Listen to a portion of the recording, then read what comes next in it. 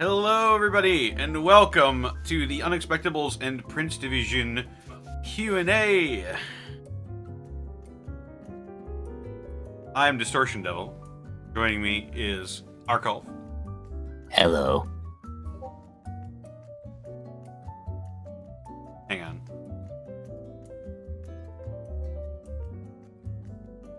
Something go wrong? I might be streaming to my channel.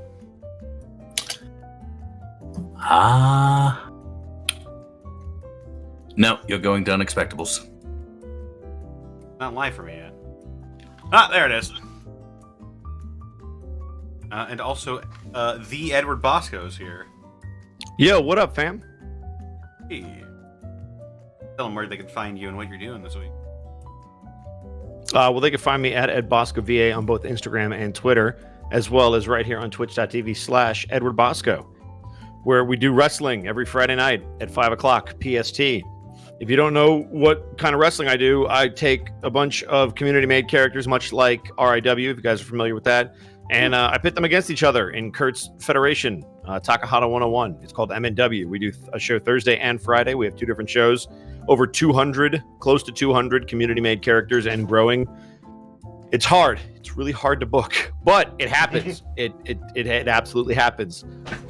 So that's what I do. I've also been playing Everybody's Golf. So if you guys like to watch me get, if you want to see me get mad at golf, which should be impossible, you're more than welcome to tune in. I do those sporadically. I also play Halo.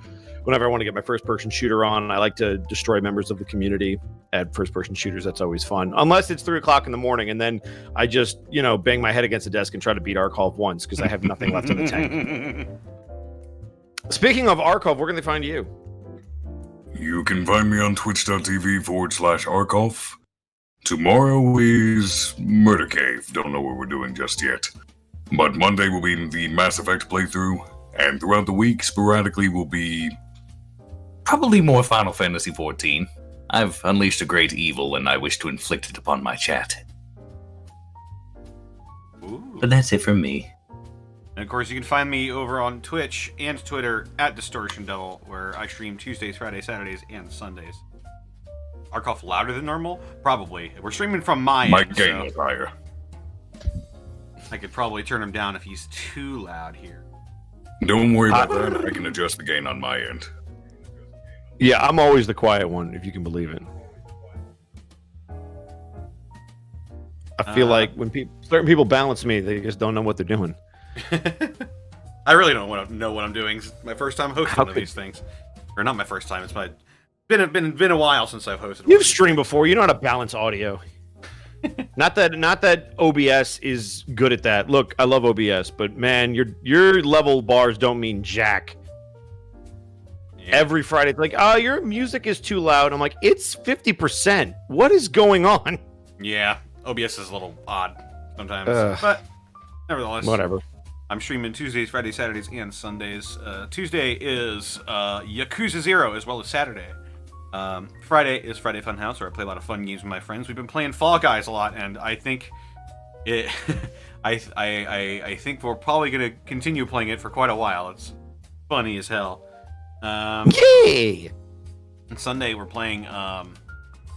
We are playing some games with the Harbingers, the people over at Apocalypse Studios, currently developing Dead House Sonata. Dead House Sonata. What's that? Well, Dead House Sonata is a spiritual successor to the Legacy of Kain series. It is a narratively driven action RPG where you play as the undead to fight the living. As an unstoppable force from Dead House, you are a monster among men, dealing death and destruction on a massive scale. You can play as vampires. What about Braun Strowman? Can I be Braun Strowman? You said monster among men, so... You can be a monster among men, not the monster among men.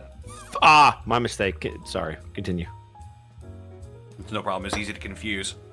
You can play as vampires, ghouls, revenants, liches, wights, banshees, wraiths, and more.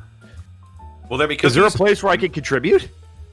Absolutely. If you would like to go purchase a Founders Pack to get access to the First Age, and by the way, learn some pretty cool stuff about the First Age. It's going to be sort of the beta test for all of this, and all of your choices matter. It's like the original iteration of Final Fantasy XIV, where everyone lost and that's why the world reset, yeah, you can do that in Dead House Sonata. Your choices will have impact on how the story goes. And if that sounds at all interesting to you, then please go purchase a Founders Pack with that link I just spammed in chat. You got my attention with Final Fantasy 14. What? You caught my attention when you mentioned Final Fantasy 14. Yeah. Hopefully the game I mean, mechanically as 1.0 did. The story behind that is that they had like a huge, massive raid at the end of the initial version of Final Fantasy XIV, and depending on the outcome of that raid on a global scale, however many people died or however many people won, that would be the basis of the story going forward. And people lost, so the world reset. Ah, for Dead House. Yeah, and shit like that's gonna happen in Dead House Sonata. And holy shit, Gaijin Goomba, raiding with a party of 117. Oh my god. How was Fall Guys? But isn't Gaijin always the fall guy? I don't know, man. That's Monty smearing blood on her face. My second Kenku. Funny Bosco. Thanks, Gaijin. I knew you would accept my talent eventually. Hey, Goomba, you should get in here if you're not exhausted. Otherwise, enjoy the rest of your night. Come on in here if you want to.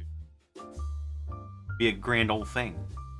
I need a snack and a drink first. I feel that. I'm sober here. I already had my snack, which was sushi.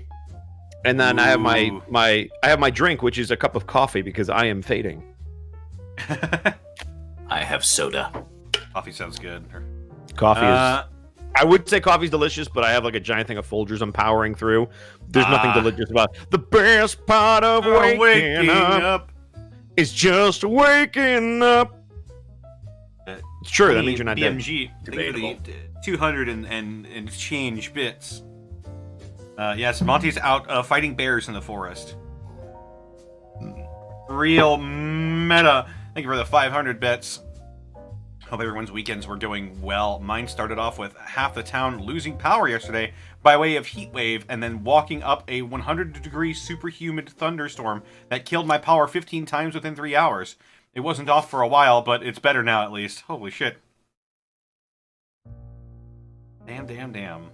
Well, I hope that all gets better for you. Thank you for the 500 bits. Hey, you lose power due to heat? Stuff overheats, man. Crazy. Anyway, without further ado, I guess with some more ado, because Probate just dropped 5,000 bits. It burns in Texas right now. What does that even mean? Texas just sounds like a hell state, honestly. Well, they've got testing out the Mad Max theory. Ah, yes. Got scorpions and rattlesnakes and heat waves. Also, question, Connor. Yes. Did we read off Zan Rising's Twitch Prime sub? Because they actually bring up a good point that we can address very early on. What's that? Where? They said, "Hi guys, cool that there's a Q&A tonight. I'm super far behind on Unexpectables, so I think I'll dive out not to get spoiled. Have a great night, y'all." Is there anything that we're going to try to avoid spoiler-wise for Unexpectables? Do we want to not talk about the recent arc? I mean, we're probably not going to say spoilers about like our characters or stuff that hasn't been spoken about yet, but I think on a general note of spoilers that are already out there, I think,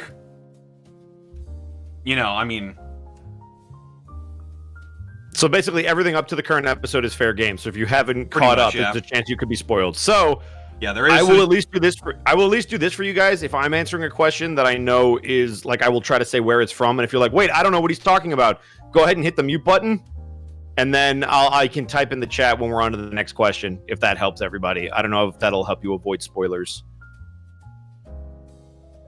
I'll just do this.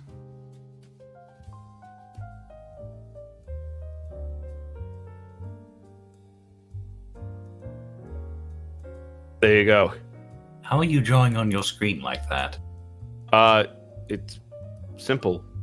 There's an actual paint tool that lets you do it. Yeah. Really? Yeah. It's called Annotate and Draw. It's a OBS It's the Streamlabs OBS. It's specifically for Streamlabs, yeah. Yeah. I use Studio. Honestly, it depends. If your computer can handle it, I like Streamlabs OBS because everything is super streamlined, but it is a monster drain on your PC. So unless you have something that's fairly legit, it's probably just OBS does all the same stuff for the most part. It just isn't as big of a drain. But this is one of the cool things you can do. Yeah. Hang on, can I actually? Yeah, I'll try to get it. Try to get it above the Unexpectables. No, that's black. Here we go, red. I was gonna say no. That's gonna blend into Panic. Yeah. So while we are getting ready, for those of you that haven't submitted questions, you can still do that. I believe everything's being submitted through the Discord, correct? Yes. All right. So if you guys haven't, please go to the Unexpectables Discord. If a mod can post the Discord link in chat for everybody who's not in the Discord already. And while he drew that out, so here are the rules real quick. So spoiler questions will not be answered. Please keep your questions D&D related. Repeat questions will be ignored. Not everyone's question will be answered, so please don't pester them if yours was skipped. Do not post comments or banter in the question section. It will be deleted. No joke questions, and slow mode is also turned on. You can ask one question per hour. However, just my personal thing, I don't know if any of you guys have ever done karaoke, but my homebrew, for lack of a better term, rule is until you sing your song, don't put in another one. So if you haven't had your question answered yet, don't put in another one, even if it's another hour after. It's just courtesy to everybody. There's 400 people here. We're not going to get through 400 questions. Also, no voice requests. Yes. Also, here's something you guys can do, since these are basically queued up. If somebody is asking your question or something similar to it, you're more than welcome to go on the Discord and edit your question, so that way it doesn't just get skipped. That's always something you can do. You're like, oh man, I asked them about what their favorite arc was. I'm going to change it to, what is your favorite monster? There you go. Yeah. All right, Connor. It's all your show. That's all I want to say. All right. I guess then, without further ado, we'll go ahead and get That's the started perfect here. place for the spoilers. Yeah. Yeah. Always wanted to figure out what to put there, and I guess that's where that goes now. That's where that goes. Yep. All right, so starting things off, from PM Ghost, what is your favorite Warhammer chapter? Oh man, that's a great question, PM Ghost. I would say it's probably the Space Wolves. That would probably be it's either the Space Wolves or their rivals. Oh, I always forget their name. Is it the Blood Ravens? The Blood Angels? The rivals to the wolves, I thought, were Magnus's. No, the lion guy. What's his name? Lionel Johnson, Dark Angels. the Dark Angels. The Dark Angels. That's what it was. It's one of those two. I mean, it's the classic vampires versus werewolves. I like both of those factions. I would also amend it and say I think the Ultramarines were cool before they just became like generic, Prime Directive followers, because now they're all about the Codex and they're like, we must follow the Codex at all times. No. To be fair, Robute Guilliman did write the Codex Astartes. Yeah, but there's they're lawful stupid in my opinion. They are. Like a lot of the time, I won't argue they're that. very letter of the law instead of spirit of the law, which I get being lawful because your dude wrote it, but at the same time, like you don't have to be so rigid where it's like, oh, there is no room for negotiation. Because I think the Ultramarines are kind of cool and they get a bad rap because of that, but that's my You're shit. asking So for flexibility in Warhammer, where it's all about rigidity. yeah, whatever. So yeah, the Dark Angels or the Space Wolves. Personally, I like the Night Lords a lot, just because their concept is so cool. They're like evil Batmen. Space Wolves. Nerds. Thank you, Arkov, because Nordic, right? Yep. Hello. Yeah. Hey everyone. Hey. Gaijin Goomba's here. Oh, Gaijin Gooba. Hey, Gaijin, real quick, we had a really good question from PM Ghost, who I can't believe he started off with such a banger. What's your favorite Warhammer chapter? I want you to guess, because it shouldn't be hard. Is it the Tau? Oh, because they're dumbass weeaboo communists. Are we right? Did we get it right? No, you didn't. What is it? Space Wolves.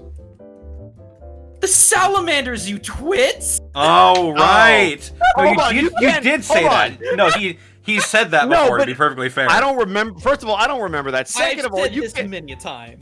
But hold on a second. In a world where there is absolutely Team Japan, what do you think we're going to assume you want? Especially when you phrase it like that. Not the dumbass weeaboo communists. Outside of communists, we're still in line with what you like. They're communists, Bosco. I said except for that. Listen to the words I'm saying. But that's their entire fucking foundation. I know, so we're close. That's why they're gonna get crushed. I'm sorry, they are. They have no flexibility. If you are born into one type of combat group, you are stuck there forever. It's dumb. I agree. It's kind of like a YouTube algorithm. Break off.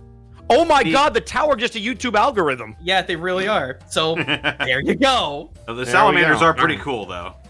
Yeah. I mean, look, the salamanders are the only chapter of Space Marines that actually give a shit about everyday people.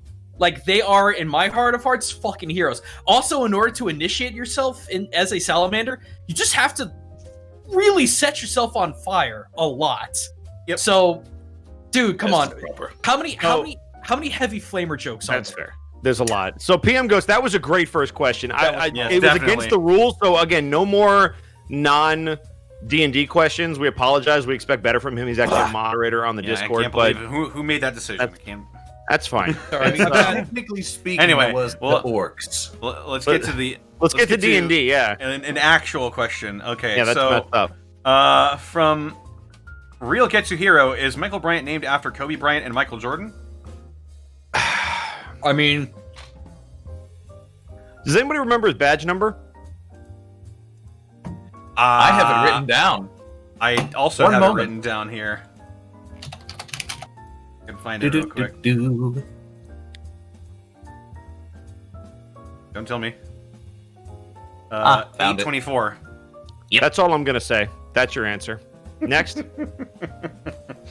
All right. Well, there you go. From I have all your badge numbers. Dryth Kivarth.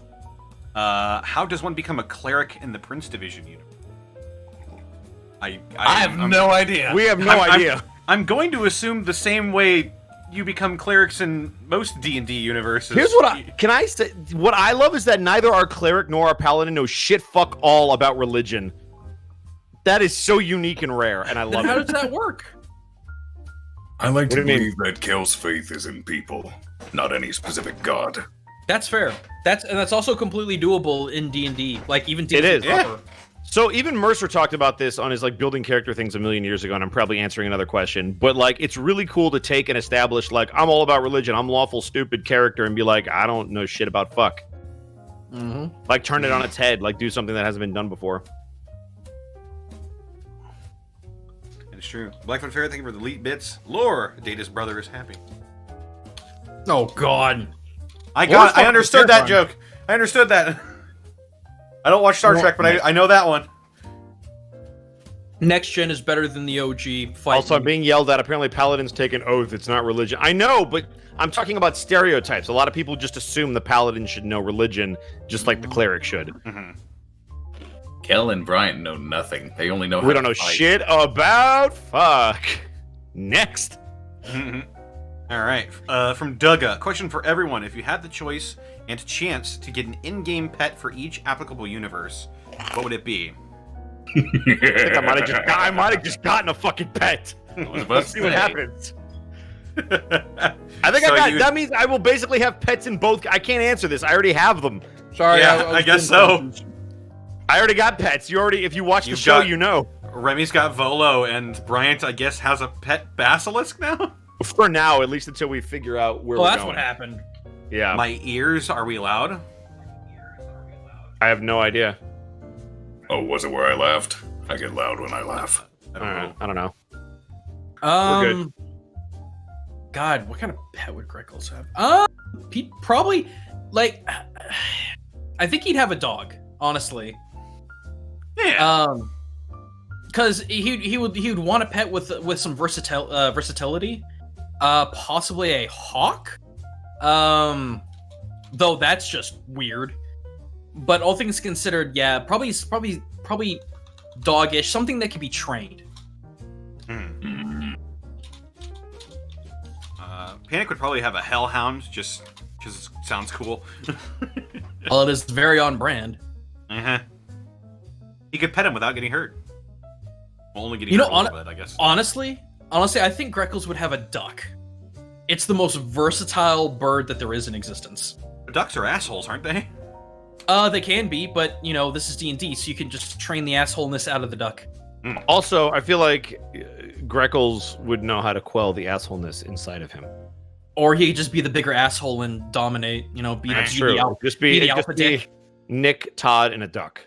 Though if you wanted an attack pet, still a bird, I'd go with Meh. Swan.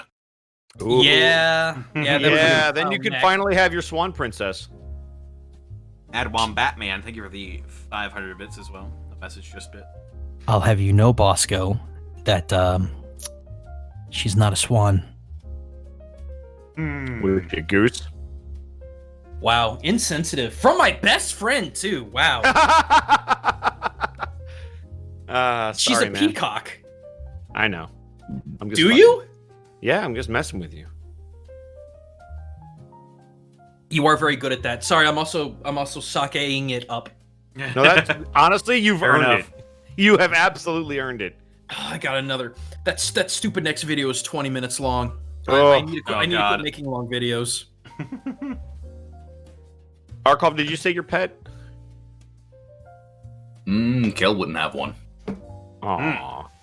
He Interesting. can Panic? barely take care of himself, much less a pet. Panic, and or fucking Tennis. I mean, Tennis has a daughter, so he has to get something to watch her, right? Some kind of attack animal where it's like, stay out of my for her to house. take care of. Here, Yeah. don't go wandering around in the streets anymore, sweetie. I got you. Here, take this basilisk I found. Panic would probably have a Hellhound, or if that's not possible, he'd get a dog. Hannes probably have a pretty unconventional pet, like a snake or a squirrel.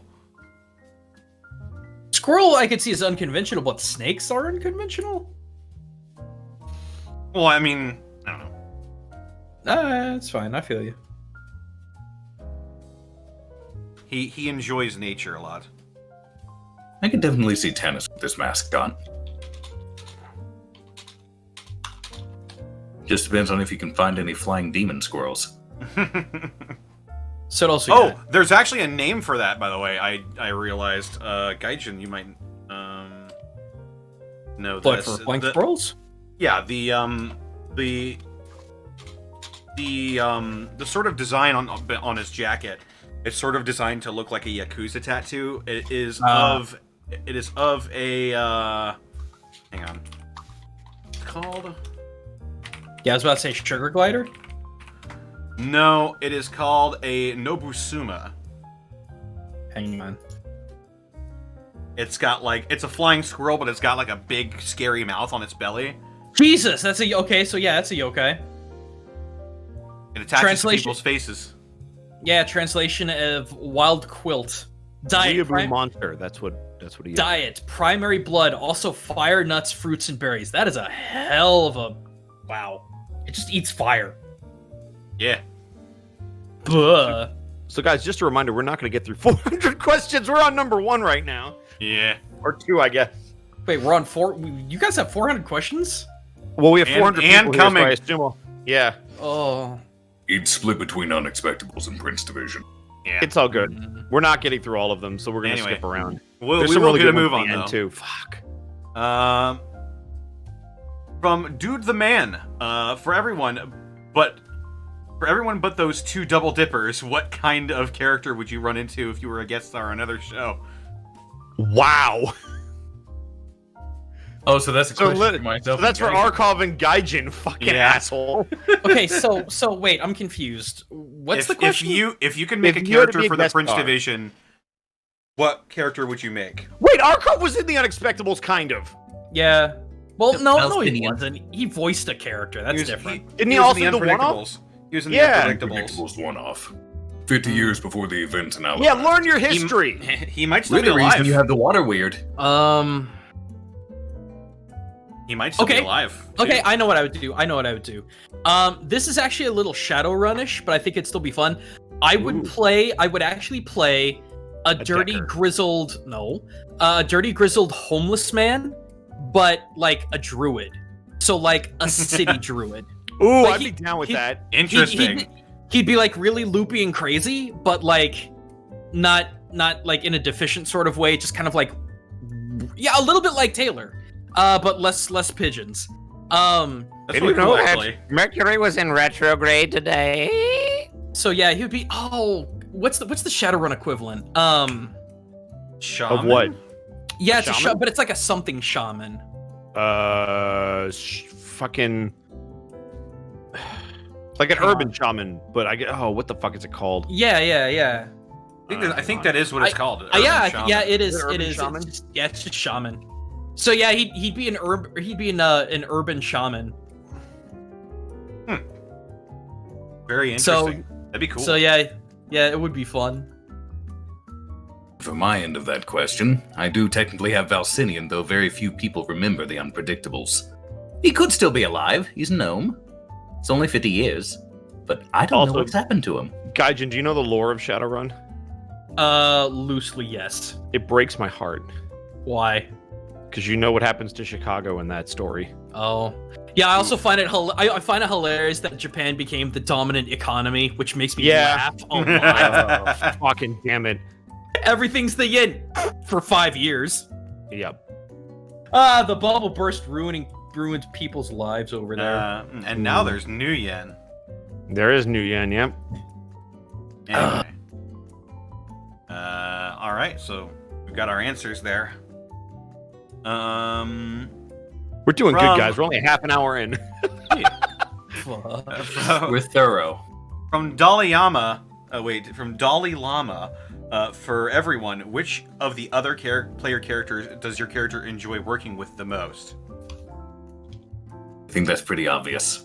At least from my end. That's tough. Hmm. Honestly, for Greckles, probably Panic, and I'm not just saying that because Connor's here, but because it's such a good wombo combo setup that we've never utilized. Yeah. I mean, look, There is something dirty we can do now that I have greater invisibility. yeah, no, it's like working with Remy's really good, but there's only so much you can do. Now, for RP reasons, it's really good. But as far as doing cool shit, just because of how Panic can be extremely mobile, I would be curious to try and do some weird wombo combo stuff. But aside from that, as far as the core group, the core of 4, Remy aside, Panic is probably the one he would trust the most at this point. That might be bleeding a little bit more to Task. I don't really know, because Task is doing weird things such as being happy. But that's why I've actually been trying to put a little bit more emphasis on Greckles working with Borky, because they're so polar opposites that I'm trying to worm in a little character growth. Bosco, you're very quiet. I'm letting you finish. I'm trying not to interrupt, like Okay. people often do to you. It's so true. I'm Not being good. respectful until I'm talked to. Okay, well, I'm good. All right. For Prince Division, I think Tanis enjoys working with Kel the most, Yeah. because he's very happy and he's straightforward and he's easy to work with. Gibby is a bit unpredictable. Also, she's buddying up to Urzub, which he doesn't like. And Bryant's an asshole. Yep. Oh, there you go. Panic enjoys working with, oddly enough, Greckles the most. There you go. Because Borky is nice, but he's Volatile. not volatile. Isn't the word. He's also a bit of an asshole. He tries to like crack jokes all the time, and that's gotten him into trouble more times than Panic can count. He's dumb. He likes Borky. He's friends with Borky, but he just, in terms of where he's glad that Borky does what he Tell does. us how you really so well. feel. Task is task.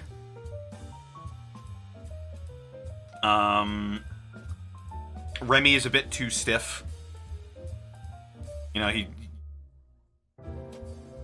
They'll probably butt heads at some point about how polar opposite both of them They actually are. already have. Do you remember the UOC where Panic took that dude's head as a trophy and they had a fight about it? Oh Yeah. Yeah. They did have a little fight about that, and yeah. I mean, that's kind of the thing about Greckles is that he just gets the job done. There's no real reason to sit around and revel too hard in glory, but I don't know. Interesting. Yeah. What about you, Bosco? Arkov. You should tell them about Kel, because there's only one right answer. Were you finished speaking, Connor? Yeah. Then I'd say Bosco first, because he likes to duck these things. I'll do it last. I just want to make sure that you say the right answer before I answer. I do have a more nuanced answer than people might expect. Then say it, because you're going to make me angry, and then I'm going to change my answer, so go. Jesus. Kel, from a mechanical standpoint, Kel's in a position where he can work with literally anyone. With Tanis and Michael both, the three of them are tanks. They can hardly be touched. They're powerhouses, and with Kel's healing ability in addition to Bryant's, they could keep going for quite a while. Kel with Gibby, he's the shield to her sword. Basic. From a character standpoint, Kel has gotten to know Bryant the most out of everyone, so he tends to favor Bryant a little bit more, though he can work well with the others. But he knows if it comes down to a decision that must be made, a hard decision, he can count on Bryant to make it.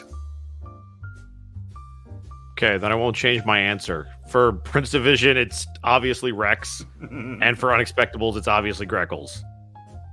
I mean, that's Fair not enough. to say that I neither don't have that I neither have fun or think they mesh well. I'm just do you mean? really, as far as like the working together bit. Oh, I didn't even mean in combat. Like, in combat, I could still figure out stuff for us to do. Like, Right. just wait till you see what Remy can do at level 10. But that notwithstanding, just from a roleplay perspective, like, they just work really well together. Like, Greckles is the one person who doesn't seem to hold Remy's nobility. Well, Tass doesn't really either, but, like, Panic has made jabs about how stiff he is. Borky has absolutely crapped all over him about it. Whereas Greckles and Task have just kind of been like, he gets the job done and I can trust him, and that's enough for me. Yep. So, that being said, for both games, I'll just tack this on as an extra thing. I've talked to Connor on the side about both games. I am trying to roleplay more with Connor just in general, even if it's to butt heads, because I adore him as a role player, and I hate that our characters are never built to interact.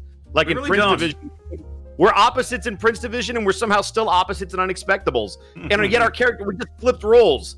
Like we each went from being the sarcastic asshole to the like dude who does it by the book. See, that's kind of what me and Connor did with our other game, but we've completely flip flopped when it comes to how our characters Right. basically act. Yeah. Oh gosh, they really are. I just every single time there's a lucky bag joke, just Killian's reaction gets me every Just- time. Don't like it. Don't like it. It's weird. All right. So- Thank you so much so for I the love- question, Dalai Lama. From Gudrun. If you could multi-class into an option Monty hasn't given you, what would it be? This is Prince Division oriented, but Unexpectables can answer as well. Ooh. I mean, I know what I'm going to spec into. I mean, that's going to be Cleric. It's gotta be. I think it's pretty obvious at this point. You've made it pretty clear. Mm-hmm. Yes, join the dark side. Actually, I'm going to be taking the light domain, but you know how that goes. That works. I can't wait for you to just be Obby 2.0 and start lighting people on fire. Dude, we're gonna have to be level 20 before I even get remotely close to being able to do that. That's another reason why Panic likes working with Greckles so much, is because he's very creative with what he does. You gotta. You gotta use your noodle to overcome problems. Oh, excuse me. That's pretty cool, Greckles. Yeah, just wait till I can flashbang. That's gonna be great. Every Friday, my man. So 5 o'clock PST. For Panic, a multi-class option that I don't have, which would be Cleric, Paladin, or Warlock.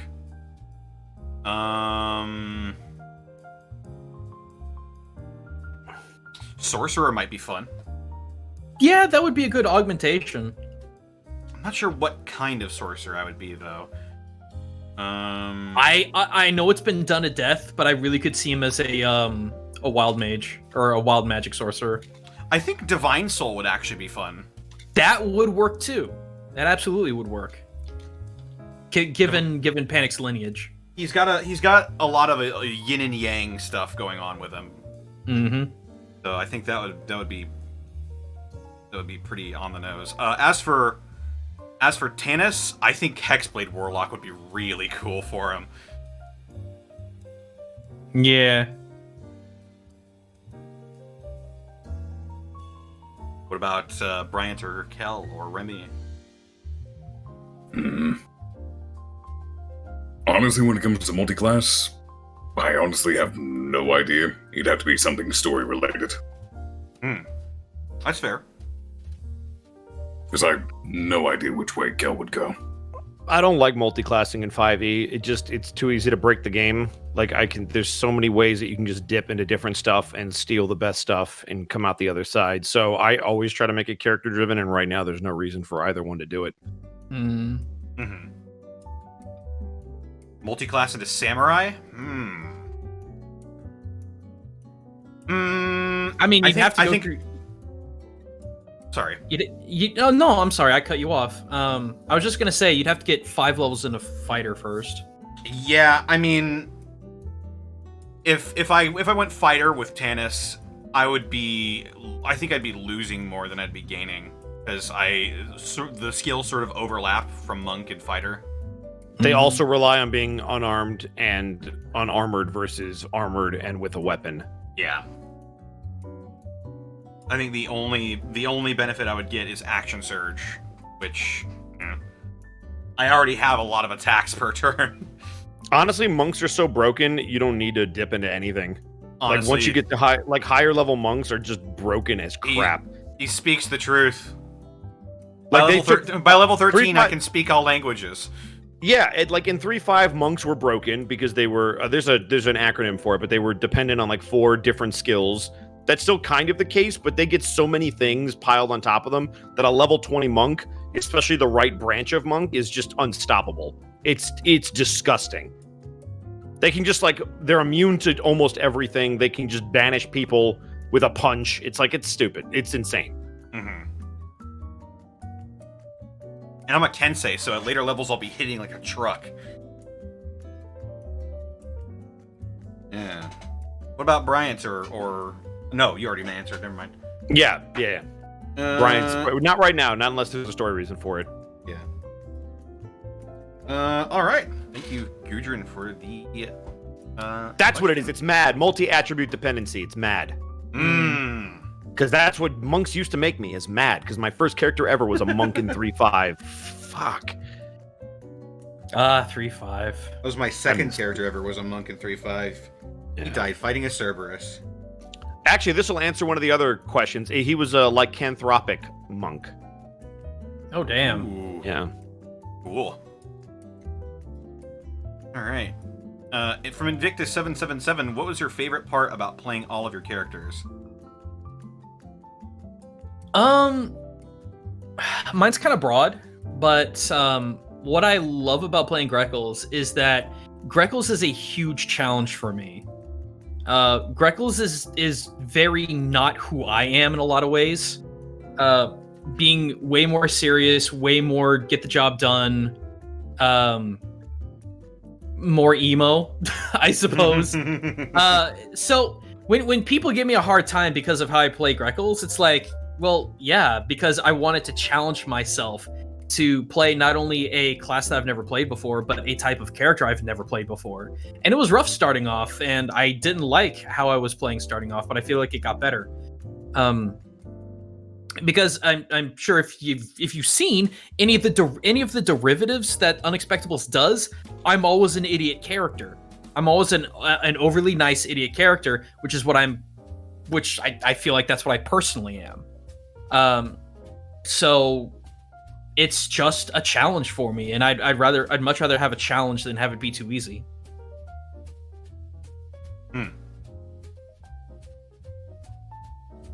Interesting. For me, I think my favorite part about playing Panic is that I've always wanted to be sort of like the suave, persuasive, like bad boy rock star, and the Panic is absolutely that to a T. It's just fun being charismatic.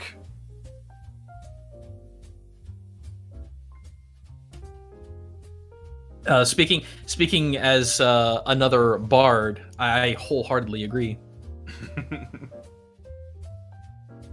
Tanis actually has a bit of a... It's a different kind of entertainment to get out of playing him. There's a lot going on in the background that I would like to explore with his character. We've gotten a couple previews of it over the past couple of episodes, but yeah, it's my favorite part about Tanis is exploring his character.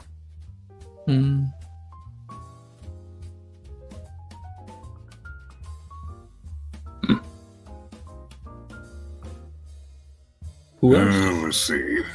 As far as Kel goes, It's fun to weave in certain subtle things and see how many people pick up on them. The answer is not many. but Kel is straightforward. He is simple, but he is not stupid. As for what I enjoy about playing him, Honestly, he's a powerhouse and can take care of his allies. That's what I enjoy. I'm more mechanically minded than I am roleplay minded.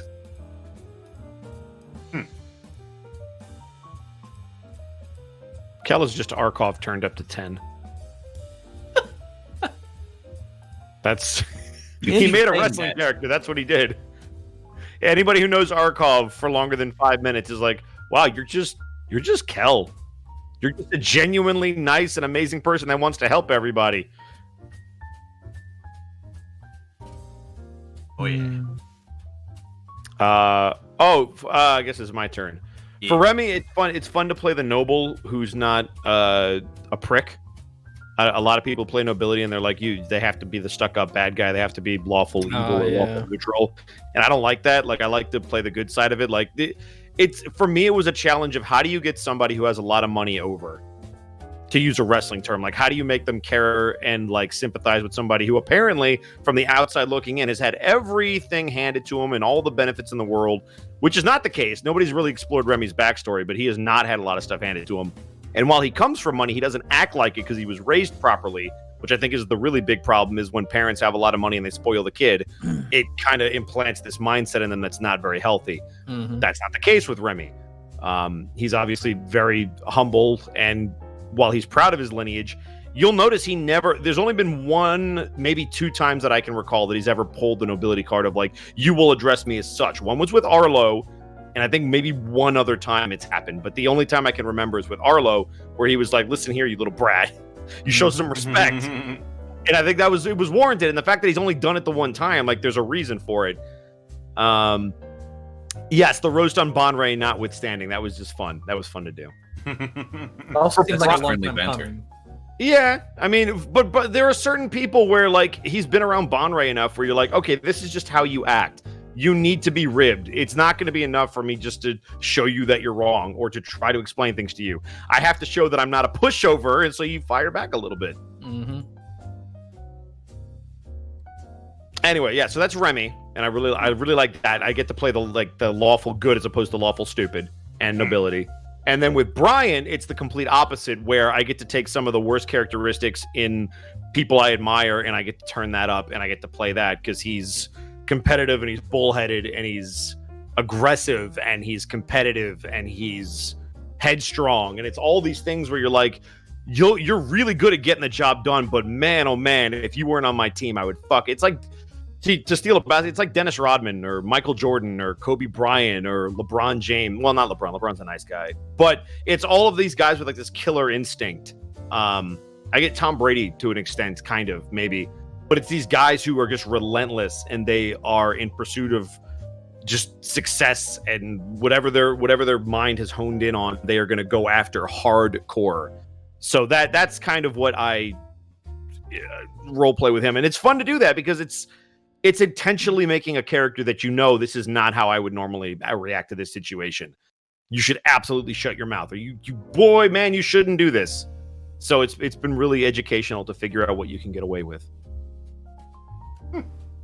Not to mention fun seeing how that kind of character interacts with the Yeah, like people are like, man, Bosco doesn't know how to joke around. I'm like, I make innuendos and references all the time on Saturdays. Come watch the Prince Division.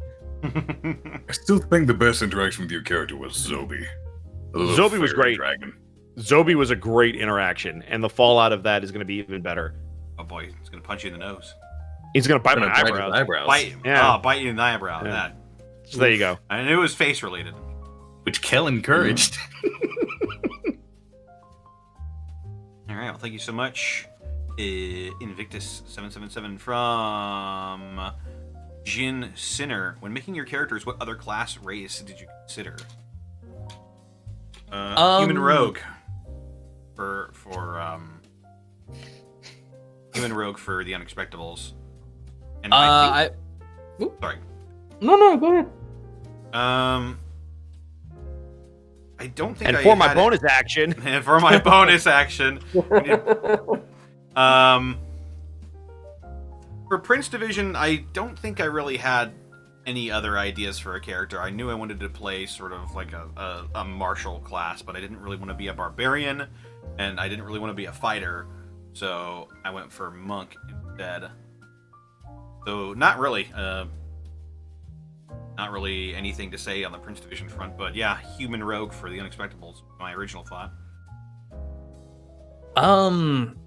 For me, because at the very beginning of like when we were putting the group together, we were trying to figure out who was going to play what.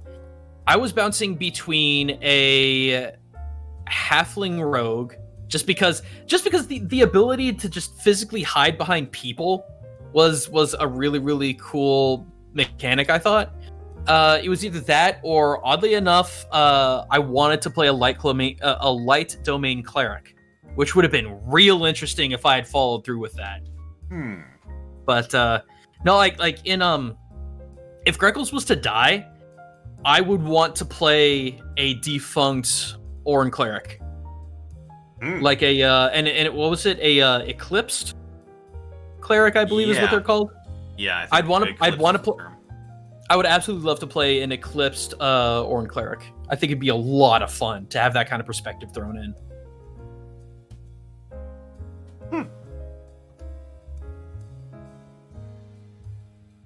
Anybody else have anything?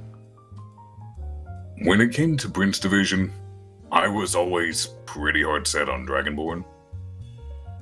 As far as class options go, I wanted to be a Forge Domain Cleric, and then I learned they weren't a thing.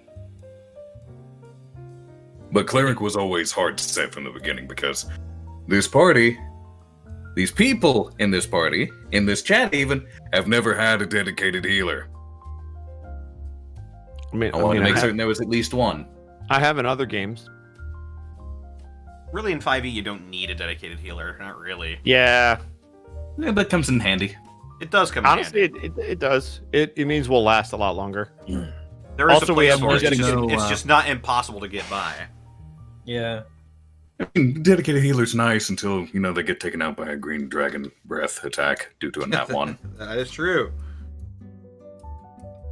Ooh boy. Prince Division rolls. Yeah, tell me about it. Although it's been Oh, better boy. over the past couple of weeks. Yeah, it has. It's been a lot I better. will fully admit that it's been better. Starting to grab its footing again. I'm still sticking with the single roll. I'm not going back. I'm not tempting it. Bosco, what about you? I think I've already said this multiple times, but with Remy, it was going to be a human fighter. I think probably a battle master would have been the way I went if I didn't go Eldritch Knight. Eldritch Knight is really what I wanted to do, but if I had to pick a different fighter class, it would have been battle master, which is what I tried to make Brian until Monty straight up was like, do something different. I'm like, but it is different than an Eldritch Knight. It's like, no, don't be a fighter. Why don't you be a paladin? I'm like, all right. She's like, I really like crown paladins. I'm like, all right. And then Fine. Brian was made. Fighter man, fighter man. You wanted to be a spellcaster, if I remember originally. I thought about being a wizard, but then Gibby was going to be a wizard, and I'm like, fuck that. That is kind of the thing with Prince Division. Everything you wanted to be originally, someone else. Somebody else had it, like cleric. No, somebody's already a cleric. All right. Spellcaster, fighter. Let's do a Gibby's fighter already a again. wizard. Yep. You wanted He's to a be the sorcerer. chill, easygoing guy. and transfer Everything that. about Brian is not the way I wanted it. Let me put it that way. Nothing about him is the way he was supposed to be. Oh yeah, your personality kind of shifted. My as well. person, yeah, I'll tell that story real quick. So Brian was supposed to be very quiet and withdrawn, and then I heard Connor roleplay episode 1. We were sitting in the room having our stuff read to us, and he was super low key. And so throughout that session, I'm like, oh, this is not just like I'm quiet for a little bit. I'm always going to be quiet. And I'm like, well, 180, I'm about to be loud and obnoxious because we can't have 3 of these guys who are like soft spoken and fucking even keel and just nah. Kel was originally going to be very, very creepy. Like, unintentionally creepy. Like, Oh, you're all right. He was coming You're still unintentionally creepy. Trust me. Yeah. If It's he all- was it's coming still up to comes heal across. somebody, he'd be saying something like, I am here to end your suffering. unintentionally creepy.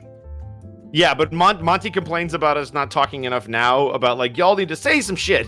Fucking, if I would have had the original Brian, it would have been Monty. You're doing a great job in this scene talking to yourself. We're also an investigative campaign. We need time to think and deliberate. No, we good. So Love you you, guys, Monty. you guys just need a Borky. I'm basically the Borky. That's what I became. I mean, between Brian The difference between me and Borky is I'm somehow smarter than Borky because I can read, but I'm also more of an asshole than Borky. But I still crack all the jokes and I liven the mood a little bit.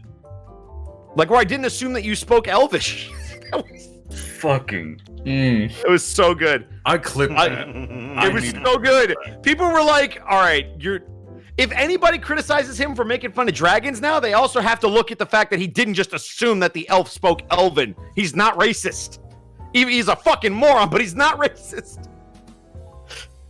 Like, you actually got killed a groan. That's fucking It was great. impressive. I was so happy. I could hear Connor being like, "Oh Jesus Christ." Sorry, next question. I'm sorry, that was too long. You're fine. You're fine. All right.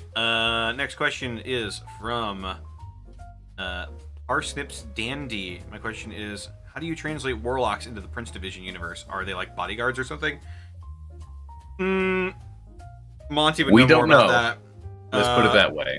So, Yeah. from what I understand, there's something very specific Monty wanted to do in this universe for warlocks. The stuff that we do know hasn't come up in games, so we're not going to say anything. But I know that she definitely has something specific for transferring them over. Whether or not that gets revealed, we'll find out. Yep. We'll go to the next one then. Pretty simple answer for this one. From Danny's Ham, my question is, in the Prince Division, do techno wizards exist? I'm going to assume yes, but not in the way that you think, maybe? Not like a Decker from Shadowrun, but Right. Arcana is used as a technological thing, so you would think that probably exists in some form, but they're not like hacking into the Matrix. Yeah, I don't So I don't think technically, I it's don't kind think of they're- like a mix between wizards and tinkerers. They're just all technology in Prince Division is magic. Yeah.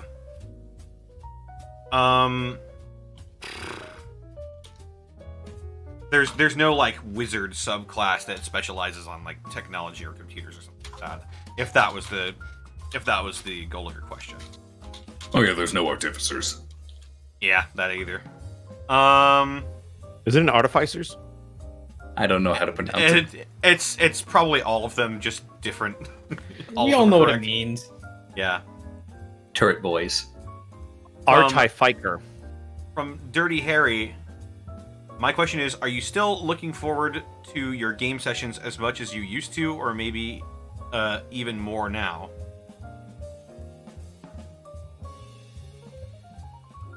I'll answer that one straight away. When I had to sit on the sidelines every Wednesday when these fuckers went to the Underdark, it killed me. I missed it. So yeah, I look forward to it even more. I mean, it's not like we wouldn't have you. No, but when you went to the Underdark, that's where Remy wasn't with you guys. I know, but I'm just saying, like, it's not like we were gonna.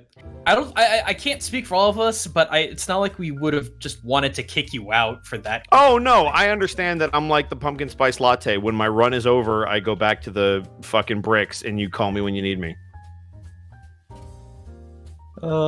That's fair. For me, it kind of depends on the day, but that's only because of everything that has nothing to do with the game. Same, Like, honestly. there'll be a couple. There've been a couple times where it's like, God, I don't want to play D&D until midnight. I'm so tired. I've got so much to edit. So it's not on Monty's end. It's just like I just want to go to bed early.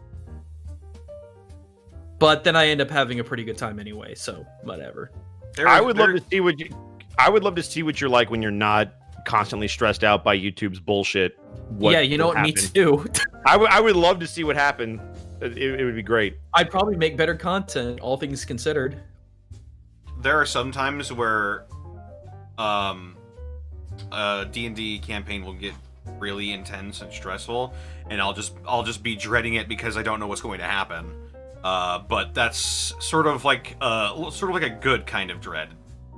Mm-hmm. It keeps you invested. Yeah.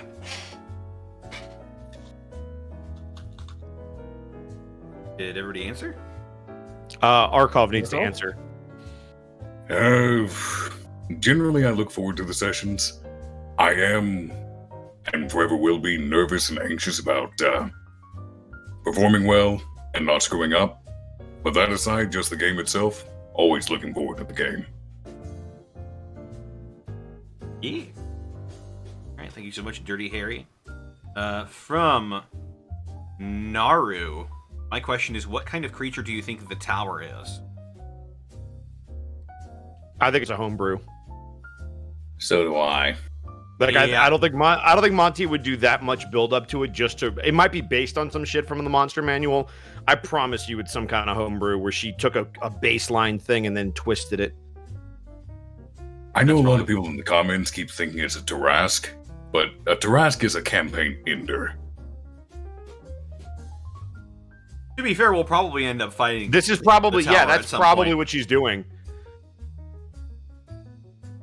Also, we learned last session, spoilers by the way, it's not the tower anymore. It's a tower. There are Yep. multiple. So we don't know what the fuck it could be. And there's only one Tarask. Hmm. I And mean, he's from Monty, Iron Oath, so Monty's homebrewed weird shit all the time, particularly boss characters and boss races. I think it's smart because then you also can't, like, for people like Zito who know the books inside and out, and Connor's learned a lot about the books, and I read all the books. Like, we can't just assume like, oh, we know what this is. Well, yeah, but the stats probably aren't the same. Right. Even Yeah. at just baseline, like the resistances are different. I assume a lot of DMs do that actually. You have to. You have have to.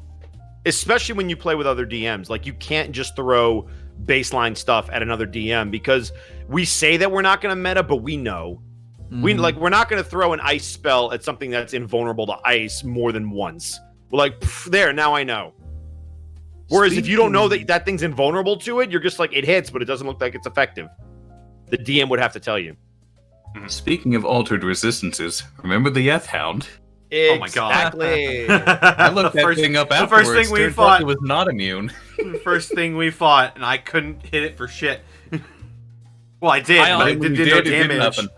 Damn it. I honest to God thought it was a Gene Menken the first time, the human-faced dog things. Oh. Mhm. But then I'm like, oh, they're not that big and that vulnerable to light. And then I looked up what it was, and I'm like, shit. Oh shit, it was worse. Oh God.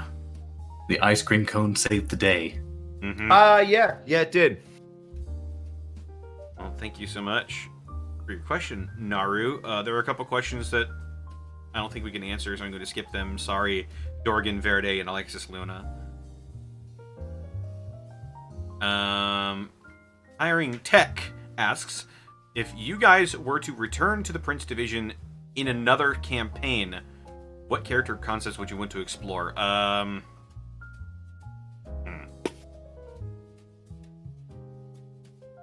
I've always wanted to be a rogue. I don't know what race, but I'd want to be a rogue of some sort. I think I'll keep my answer a secret. Oh boy. I will give you a general character concept. I'm going to do something funny and something wacky or something jovial so that all y'all motherfuckers who think I don't read the comments about Remy and Bryant can be proven wrong. Because I love a challenge. If you swing at the champ, you best not miss. I know those feels. Ooh, I'm gonna show y'all. Rogue. Then I can bust out the Valsinian voice again. Alright, I guess we'll move on.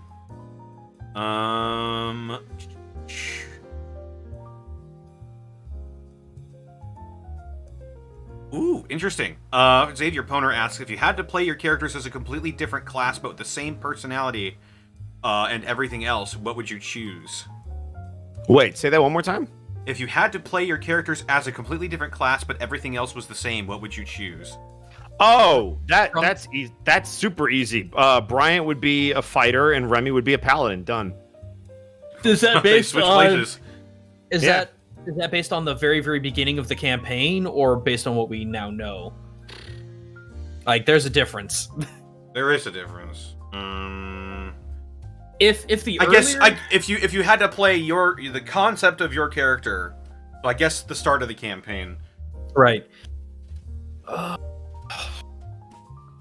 Okay, honestly, I'd probably make Greckles a Ronin. So a fighter? Like fighter, yeah, so fighter specking in a samurai. Because his character, I mean, that's the closest thing I could think of for his character to be relatively the same and not be something drastically different. Rogue. Yeah. High rogue with high charisma. Probably like a mastermind or something.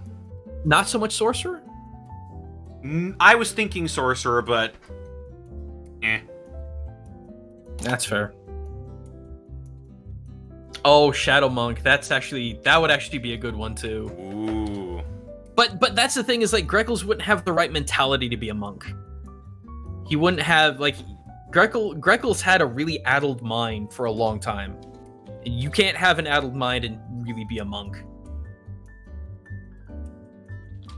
Ugh, excuse me. You're right. Illusionist Wizard could have been good, yeah. Arkov. I played the Illusionist before. It's really funny. I'm watching you, Arkov. You're not ducking any of these. Hmm? Answer the question. For Kel to remain as he is now, subtleties intact. My first thought was Paladin, but that would change him. He'd have to be a druid if he wasn't a cleric. What about a bard? There is Kel's Oath not of, charismatic enough. there is Oath of Ancients Paladin. You don't have to be charismatic in the traditional sense. You can just like people like you, they gravitate towards you. Yeah, it's the force of your personality. Exactly. So maybe people are like, man, he's got a really subdued and comforting. It's like ASMR. Like you don't listen to that because they're loud or can draw. Like they draw you in because they're subtle and they have a nice voice to listen to, and you're like, man, there's just something about him. Between Kel's face and his 0 charisma score, he'd be pretty rough for a bard. What about Wolfgang Ranger? he'd be a Monster Hunter Ranger for sure. I got a few more in me, guys, and then I'm probably gonna run. Okay. That's fine.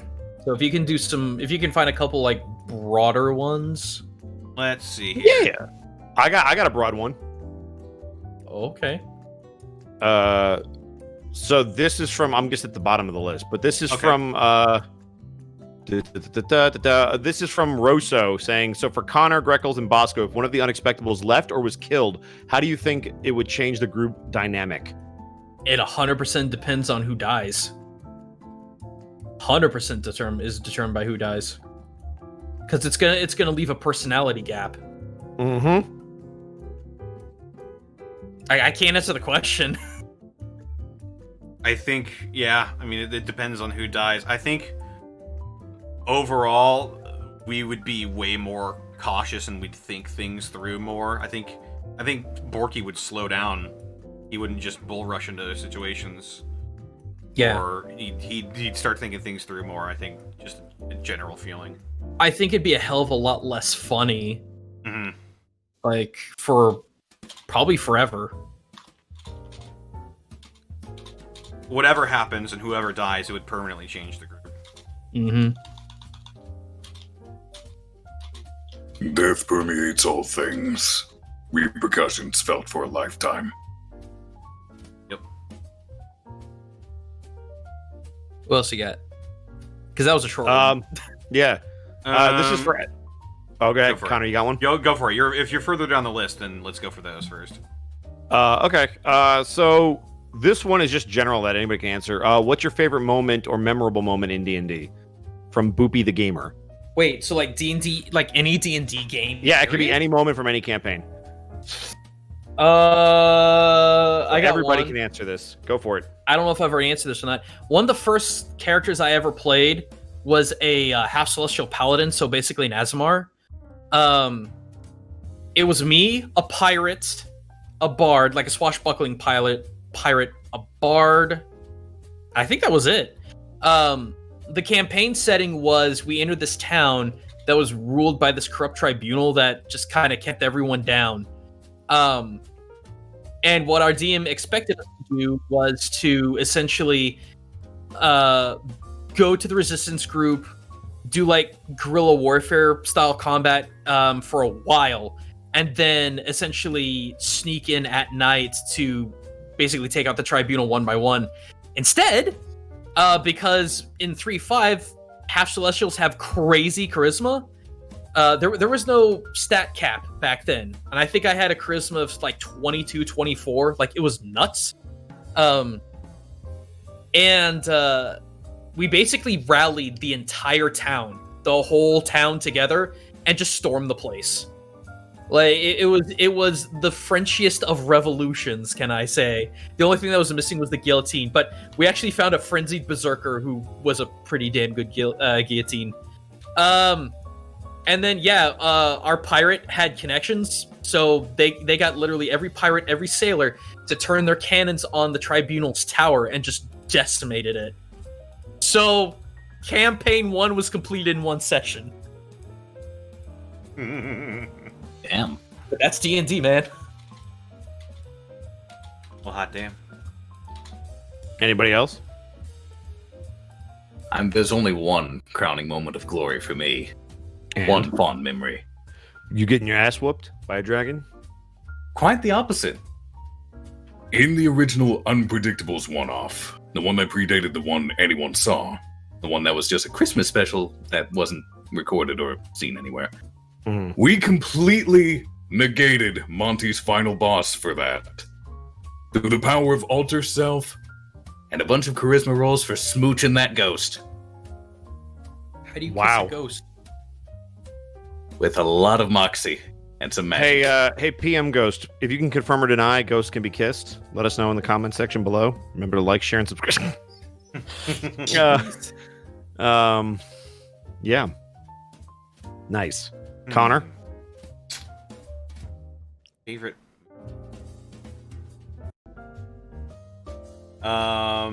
indeedly so, probate.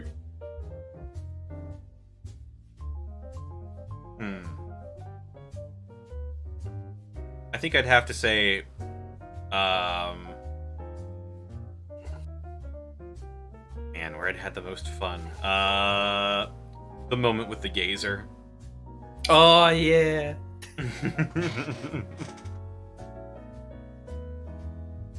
It wasn't a moment that was in any way influenced by me or my character, but You rolled a fairly low stealth check, but it rolled lower, so it just made the animatic just that much better. yeah. But yeah, I think that's the most we ever laughed in any session. That gazer had all Oh. human stitches. If I had to pick a favorite moment that Panic was involved in, the dinosaur drop was definitely my favorite. Oh, that was Yeah. fucking crazy. That should not have worked. That was insane. Operator Dino Remember me?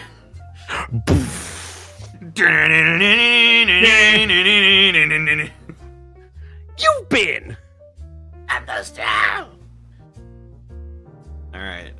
Do we have another one from further down the list? Yeah, just one more, and then I'm gonna have to run. So make it juicy. All right. Oh, here. This is a fun one. This is one that maybe you can answer. Let me make sure I got the right. Oh, I just lost it. Why did you scroll? No, it was right there. Oh, here it is. All right, from Sedonim saying, out of all your characters, who can handle drinking a bar mat shot without possibly failing their con check? What even is that? A bar mat is basically when you're mixing alcoholic drinks, they'll usually have like a little mat that they set the glass on so it doesn't fall over if they accidentally bump into it. Sometimes alcohol will splash out into the mat, and a bar mat is you drink that at the end of the night. Whatever splashed into the bar mat. That's awful. Yeah, safe to say it's not great. Probably Borky then, I guess.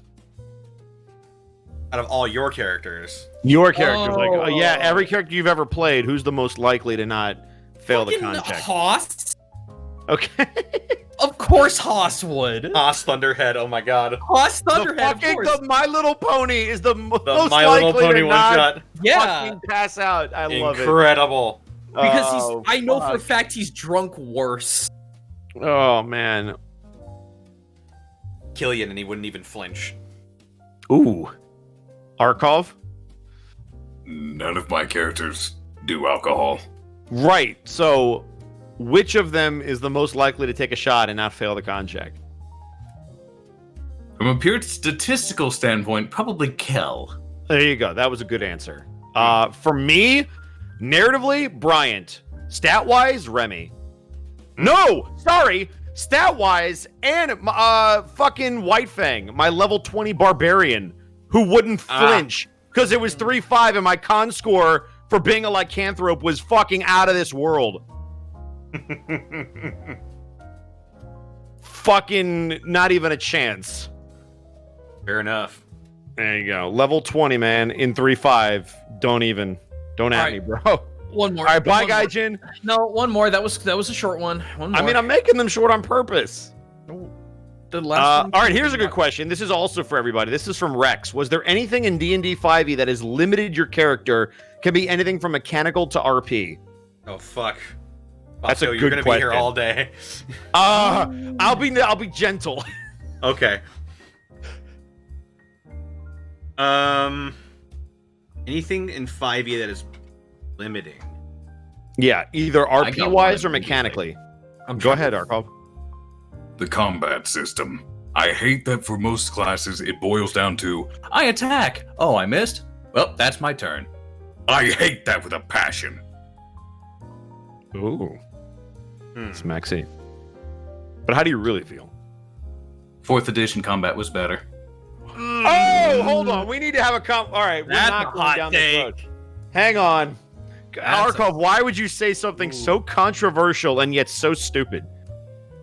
To be fair, the turn mechanics in the movement was weird.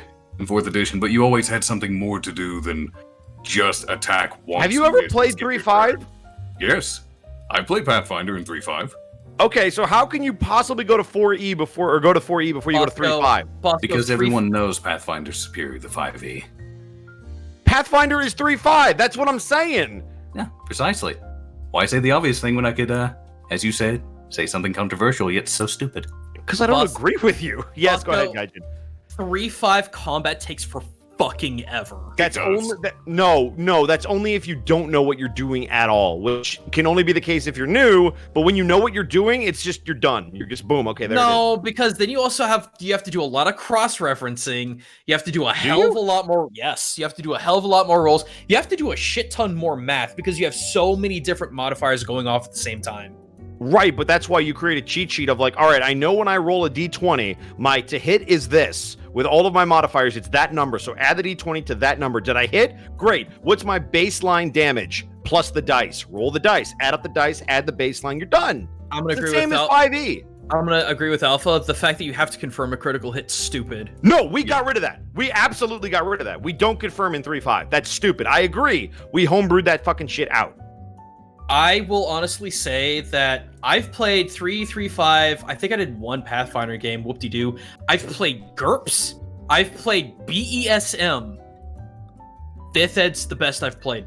5th Ed, in my opinion, has the correct amount of streamlining for the sake of getting stuff going, but also open-ended enough that you can actually roleplay things out and it feels good. And Arkolf, I'm sorry, for like 4th Ed just felt like I was trying to play an MMO, and I didn't want to play an MMO.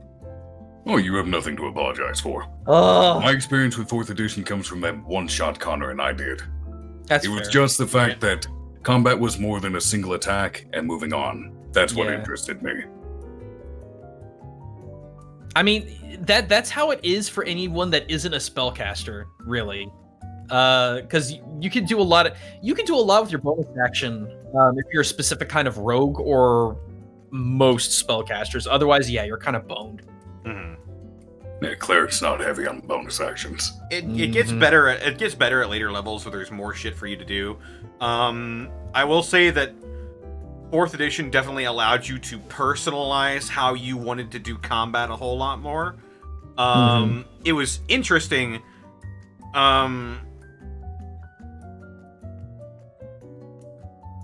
Yeah, I think the only really limiting factor in 5e, I guess, is just some things aren't that interesting. Yeah. Here's, all right. Do you mind if I Go for it. go? All right. Away. Okay.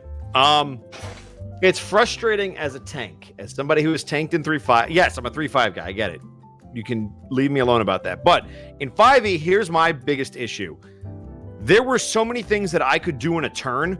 I could tailor what I was doing to the situation. So, for example, in 5e, like Arkolf said, I can attack, I can cast a spell, and I'm done. Not only can I just attack, there's only so many ways that I can attack. I can attack as a battle master with certain things that I can tack onto it by using my fucking battle master points. Or I can have a spell effect on the sword. In 3.5, I could fight defensively. What does that mean? It means that I'm not as likely to hit. It's a -2 to hit, but it's also a +2 to your AC.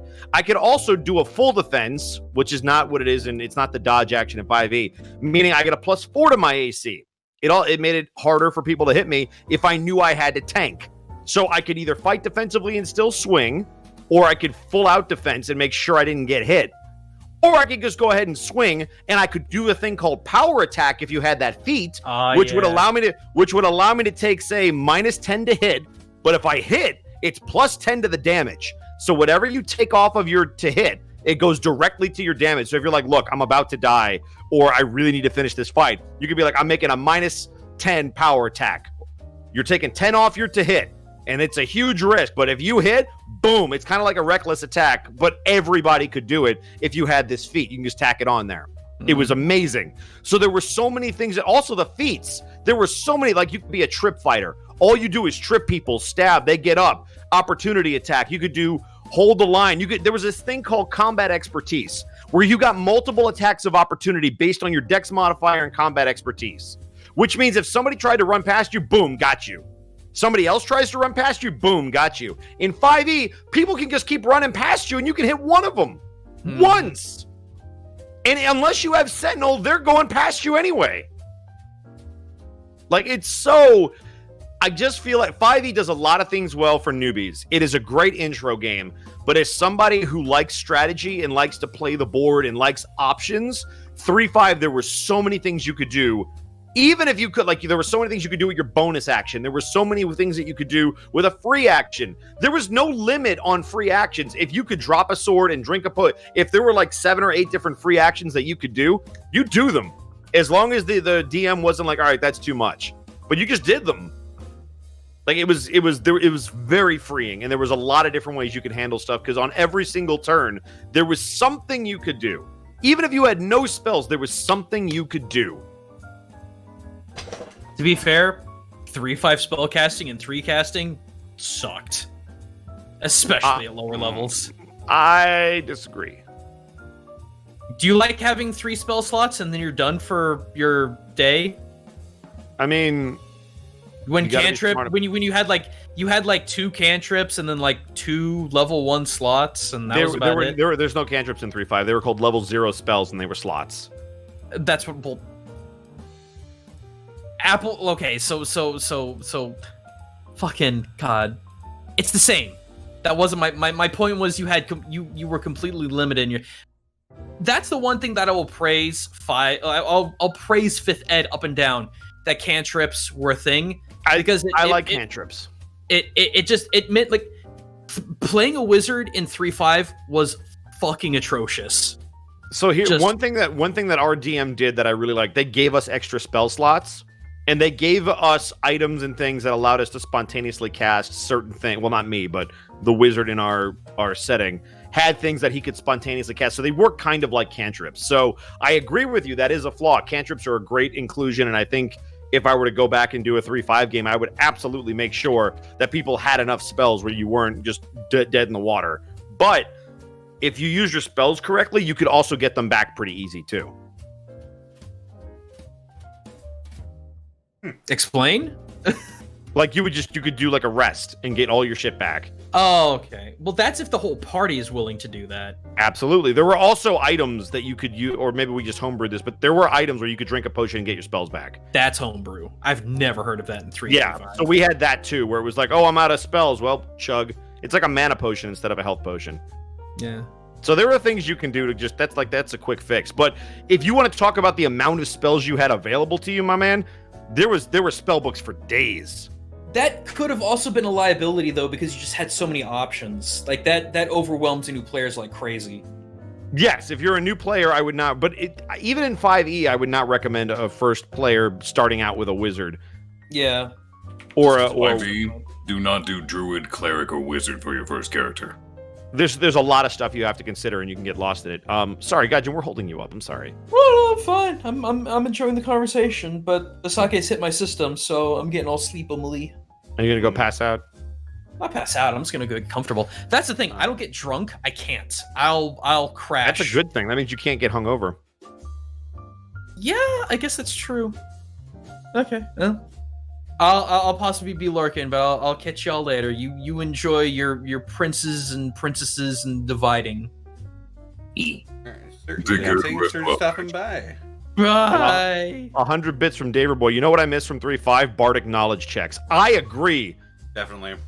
I miss Bardic knowledge stuff too. That's one thing. The Bard is kind of useless baseline features. Yeah. Counter charm? Are you fucking kidding me? Man. Also, I don't like the way that they do counterspell and dispel in 5e. Like, it's just like you have to guess what the level of the spell is. Good luck. I'm like, wait, what? Can't I just cast it and we roll against each other? Like, isn't that how it should work? You know, thinking about it, the free-to-use cantrips are a bit like the at-will powers from 4th edition. Yeah. Maybe that was a carryover, the one thing they carried over. Maybe, not sure. I guess I like in 3.5 where it was an Arcana check. It's like you rolled against their fucking spell casting, and if you beat them, you beat them. You didn't have to guess the level of a fucking spell. You didn't, because that encourages metagame too, where you're like, I think I know what you're casting. I'll cast counterspell at this level, and it's like, oh well, you guessed right. It just doesn't go off. It's like, what?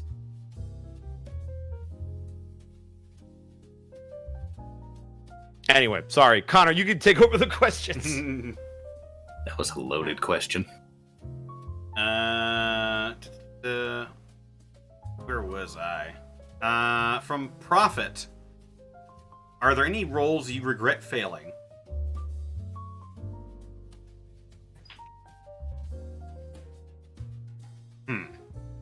Roles we regret failing. I regret a personal role I did that kept Kel from blowing up at Tindras. But that's about it. As far as actual game rules, nah, come what may. I'll roll with the punches. There's a role I regret succeeding. I was just gonna say. The attack roll against that one orc I was supposed to throw the fight for against. I was just gonna make it. I was gonna make it look good, and then I proceeded to crit him and down him. And If then you they had kidnapped done my that- daughter. Yep. Brian wouldn't have been kidnapped, your daughter wouldn't have been kidnapped. We wouldn't have gone on this wacky Wahoo side quest. We'd probably be close to finishing the case at this point. Honestly, I'm pissed off I didn't beat that guy in the cage. I was 1 hit point away. I'm pissed off. It's not. I didn't fail the roll. I just didn't roll high enough on the damage. I needed max damage. I rolled 1 under. I was like, fucking really? Because like that would have been good for like just to win that fight would have been like a good bragging right for him. And I'm like, fucking. Because All right. Monty was expecting you to win, then run She away. was, and I was 1 away. I don't know why she was expecting me to win because we hit about even. The way she set it up is it's basically a 50-50 chance because everybody hits the same damage dice. It was just odds. Which, with Prince Division back then, the rolls were pretty much against us.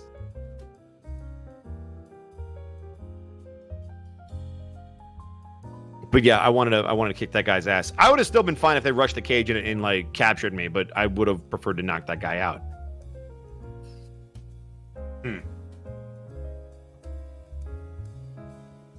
Yeah, there's no real rolls that I regret. Damn. I don't regret it. I just wish I would have succeeded.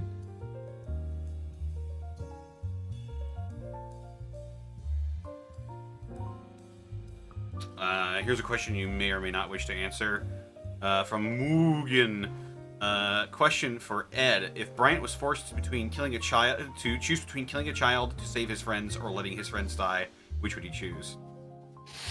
I would have to why is the child the reason I have to save them? Like, is it? So here, let me set this up for you. Let's say, because my cousin was in the army, and I know people that have had to do this. So this is about to get really dark, and I want to apologize in advance. So when you're in the army, especially when you're fighting overseas in the Middle East, they will obviously use children as props. And so I know somebody that literally had to put one down because there was a bomb strapped to them and they were just walking towards the base. So you basically go, do I take this shot or do I let them blow everything up? You take the shot. Would Brian take the shot? Absolutely. He wouldn't hesitate. And he would do it. If that's the situation where it's like, this kid is about to kill your friends because of stuff like that, boom, done. Absolutely. Because it gets bad. There's actually a really good psychological problem. Have you guys ever heard of the trolley car experiment? Yeah. If you had to redirect the car to save one person instead of running over 4 people, would you do it? Yeah, absolutely. Obviously. And so but here's the thing. You say that. Somebody actually found, I think it was Mind Freak. It's a great show. I highly recommend it. They ran that simulation. And everybody thinks, so of course I would do the 5 people. But would you? A lot of people would freeze and not make a choice. Because if you don't make a choice, you absolve yourself in your mind. Yep. So it's not a matter of would Brian do it or not. It's would you actually act at all or would you watch? Because you're like, well, if I don't do anything, it's not on me. But as soon as you act, you own the consequences. So Bryant, especially considering his background, would own the consequences and he would absolutely kill the kid. As dark as that sounds, I assume that's what they're setting up is, hey, you know, this person has a bomb on them, or they're like an evil wizard in a kid's body and they're possessed and you have to kill this kid or he's about to kill your teammates. Yes, Bryant would kill the kid. Now, what if it were a situation like a, Say hostage exchange or something like that. The only way you can get the kid back is if you let one of your teammates die. Depends who the kid is. Yep. And it depends on the teammate. Because if it's Kel would probably be like, you don't get to pick. I want, like, save the kid. And Brian would be like, I fucking hate this. And he would let Kel bite that bullet. Yep. Let's make it interesting. Well, what if it was Nefene? What if it was my character's kid? If it was your character's kid, so if they had you hostage, I would let them kill you because I understand that a father would give up his life for his daughter. I would also let Kel take the bullet on that one, and I'd probably let Gibby take the bullet on that one. So if it was Neff, probably not, because I know all three of you would put more value in her than your own life, and Bryant would respect that.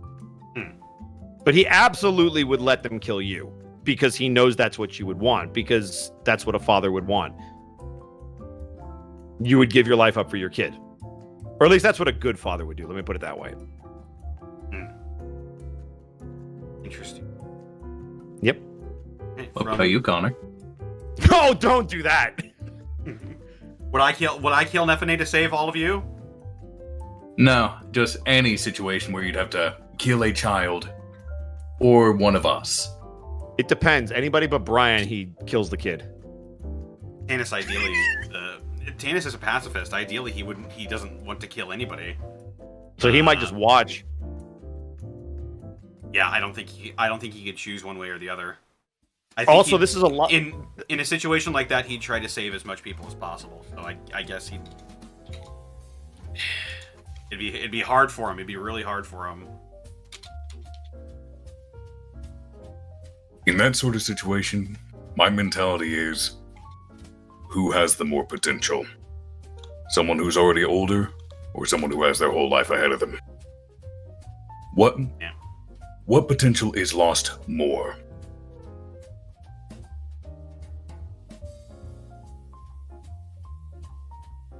Fair enough. That's where I'll leave that. Mm-hmm. From Sir Reaper, my question to everyone is, what is your most homebrewed character you've tried so far, if you have one? My lycanthrope, for sure, from Shadow War. Both of them. Actually, all three of them.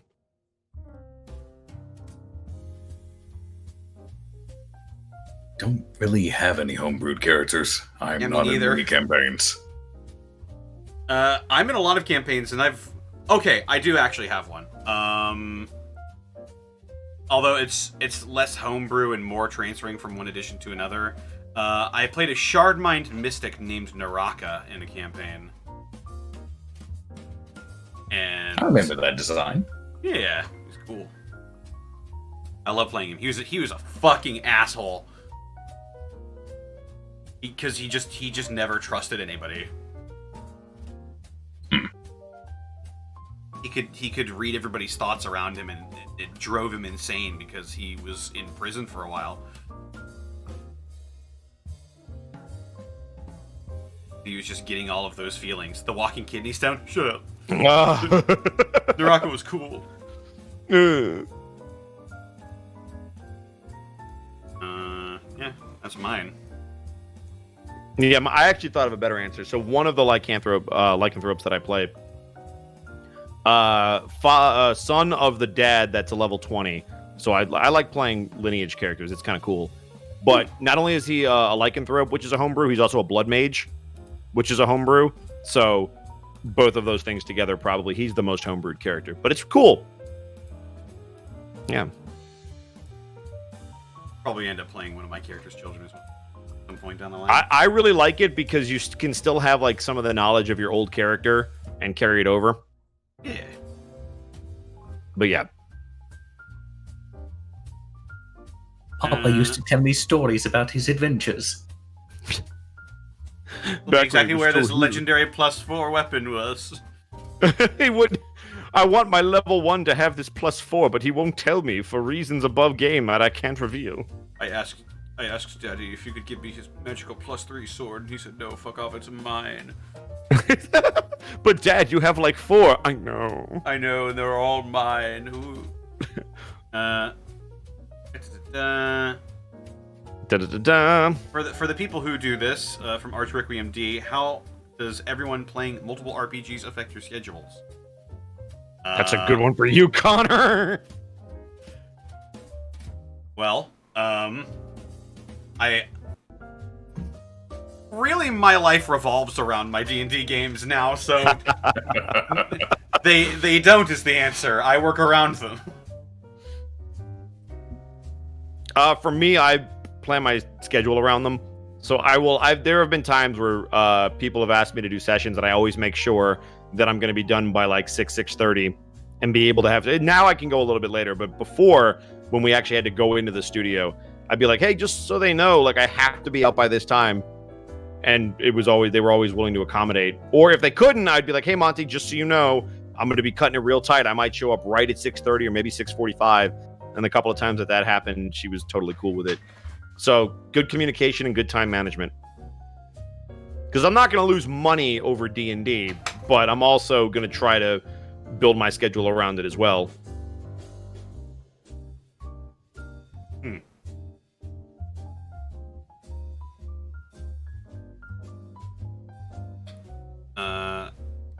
Alright. From Sky Blue Shinks, my question is, was Remy originally going to be an Aarakocra? Because of the eagle-like visage and heightened sight instead of mimicry, I can totally see an Aarakocra being banned because of flight. He could have been, but then why would he be a Griffin Rider if he could fly? I thought being a Kenku made more sense because it kind of let him fly even though he wasn't allowed to fly. So he defied essentially whatever curse is on Kenkus in general. So it fit better narratively. Fair enough. From Mist Lunarbane. Hopefully this is enough within the guidelines. Sorry if it's not. Would any of you do a role playthrough of Fight Crab as Crabius the Mighty? I think it'd be really funny to watch, and I'd love to watch it. So, like, would any of us want to play as Crabius the Mighty? I think that's more Monty's wheelhouse. Yeah. I wouldn't want to play one of her NPCs unless she asked me to. I think it'd be funny to play as a crab. I'd play as somebody who's like working with him, but not him himself. Yeah. What if your character's but crabs due to polymorph? Oh Jesus! I'm actually kind of surprised still out there. Yeah. True. Like that, a new one-shot was spawned. Oops, all crabs. Oops, all crabs. Do you feel it now? Are you feeling it now, Mr. Krabs? From Darth Rebin, what influenced Connor to make Taro a monk? I'm assuming you mean Tanis. Probably. Half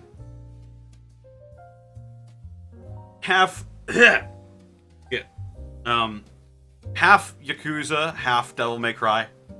That's it. I just want to do cool monk shit, honestly.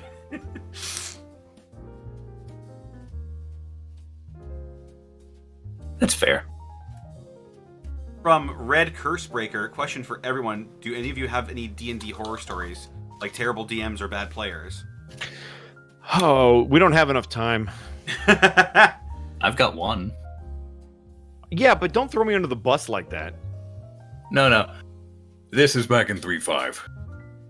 My very first character was a human alchemist. The bomb-making sort. But my character was also a ginger. So what did I get from the DM? Oh, you have disadvantage to attack rolls in sunlight. You also take damage in sunlight.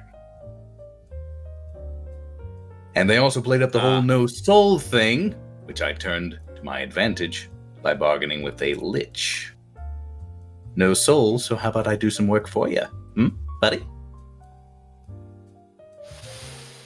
Sounds like typical middle school shit. And this is way beyond high school.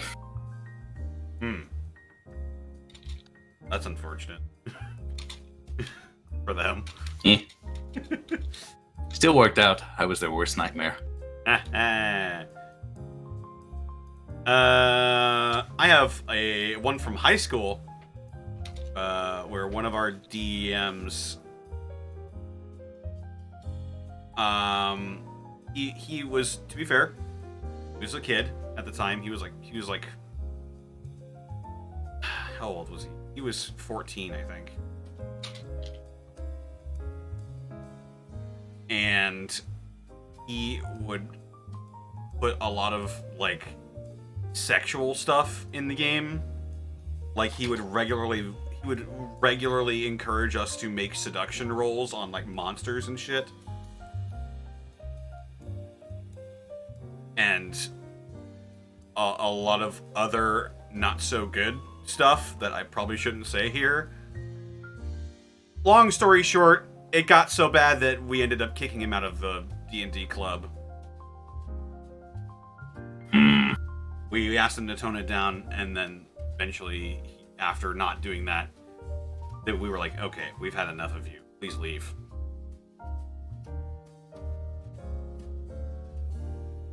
Yeesh. Yeah. Do you have any outstanding ones, Bosco? We talking about moments or players in general or what? General horror stories. Whatever comes to mind, yeah. Horror stories. Okay. So, you maybe have heard me tell this story before, and it can be confirmed by Mark Allen Jr., who was in this campaign with me over at twitch.tv/Aeon Protech Gaming. Soft little plug for you there, Mark. I got you.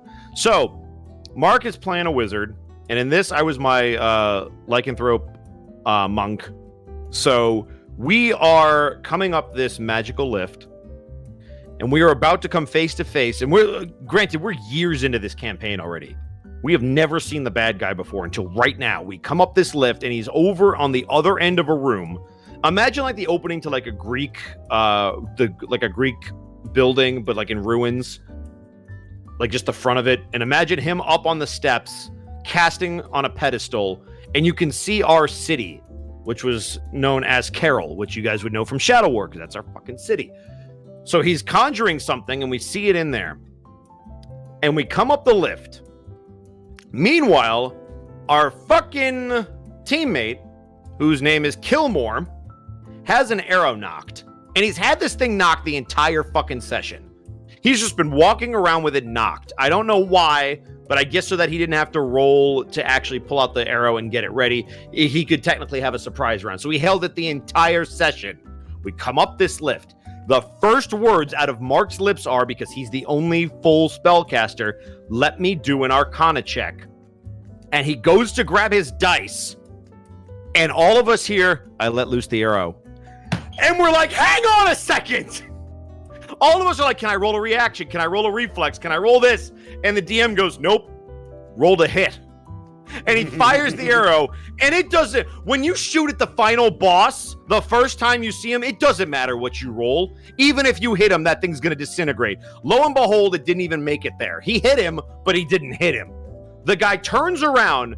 He was supposed to, Ian, who was our Xanalis, who was our DM, told us the story afterwards. He's like, I had a whole speech planned. I had all this stuff ready. You were going to get a bunch of information that you were looking for. But as soon as he hit him with the arrow, the guy just cast something and disappeared. And we were like, what the fuck? We've waited years. Why the fuck would you descend to wait? Why?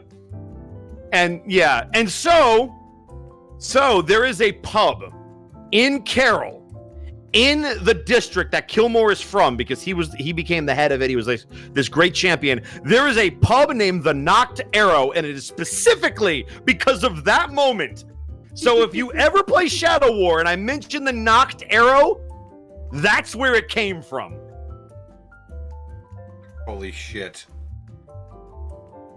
That district has its own pub named after that moment because holy fucking shit, it was iconic. And it was infuriating. I would have been pissed beyond reason. Yeah, imagine how we felt, because I still to this day don't know exactly what information he was going to tell. We found everything out, but I don't know what we would have found out sooner and if it could have helped us. Like, son of a bitch. And here's the worst part. The guy didn't even try to say, like, oh, I take it back, my bad. He was just like, all right, roll your damage die. He didn't even be like, you know what? No, my bad. I shouldn't have. You're right. He did say that first. No, just let loose the fucking arrow.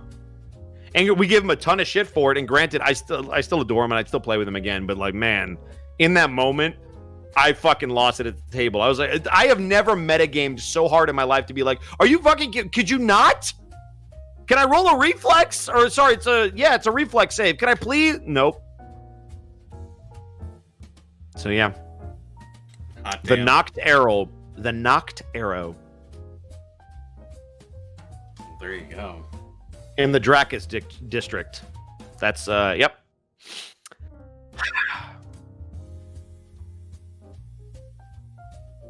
Go through these. Find one that is an interesting question. I don't know if I want to read that one. Might spark some discourse. But is it to me? Because I'll answer it as long as it's not spoilery. It's the one from DRK Ganon. It's a question for the group. What is one thing you like and dislike about the other player character?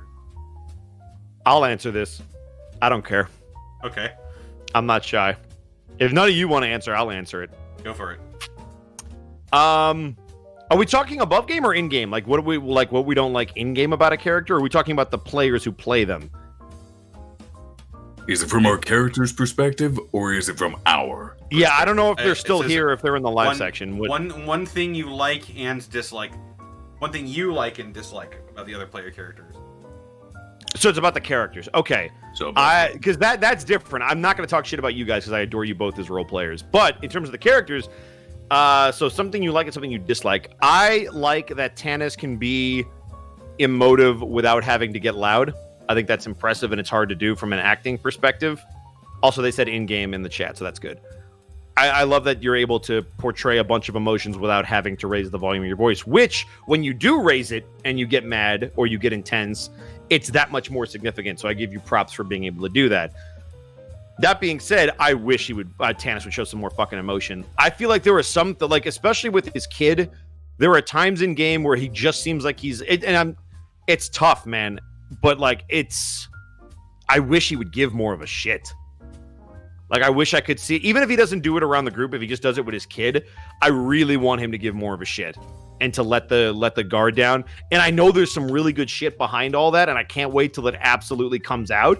And we're only 16 episodes in, so I get it. But from a viewer perspective, I'm like, man, I just want to see Tannis give me something.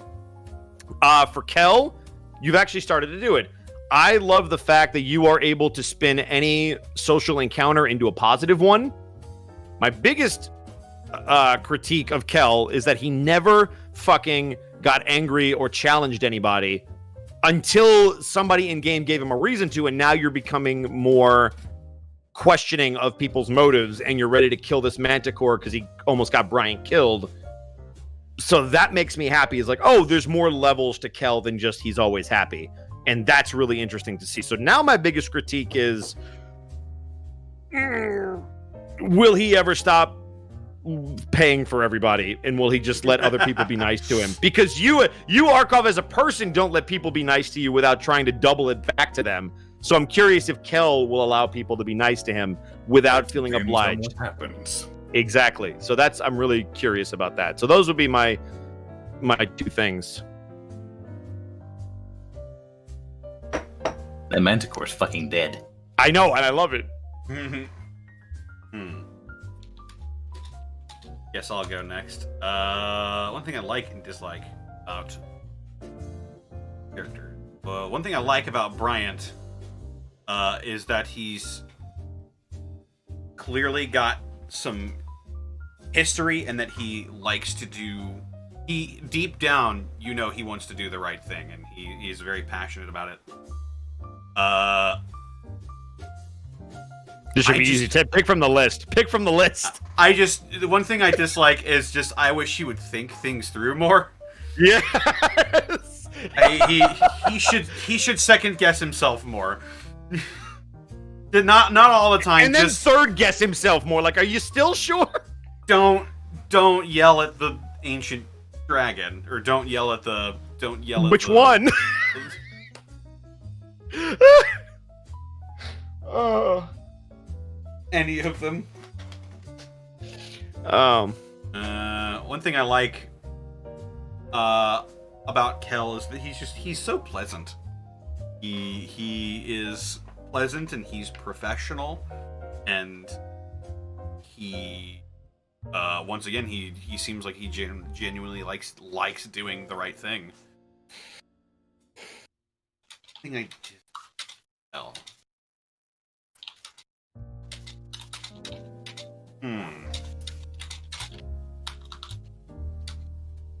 What is one thing I dislike about? Ow.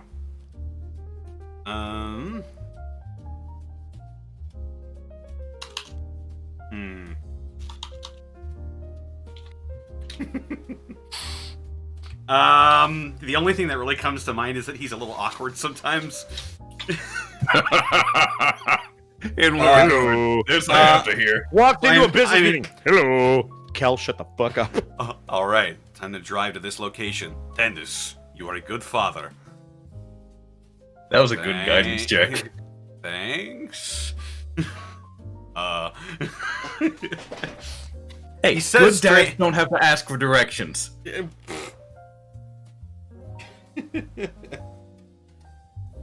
Sure. Well, yeah, that's really the only thing I can think of. He just says some awkward shit sometimes.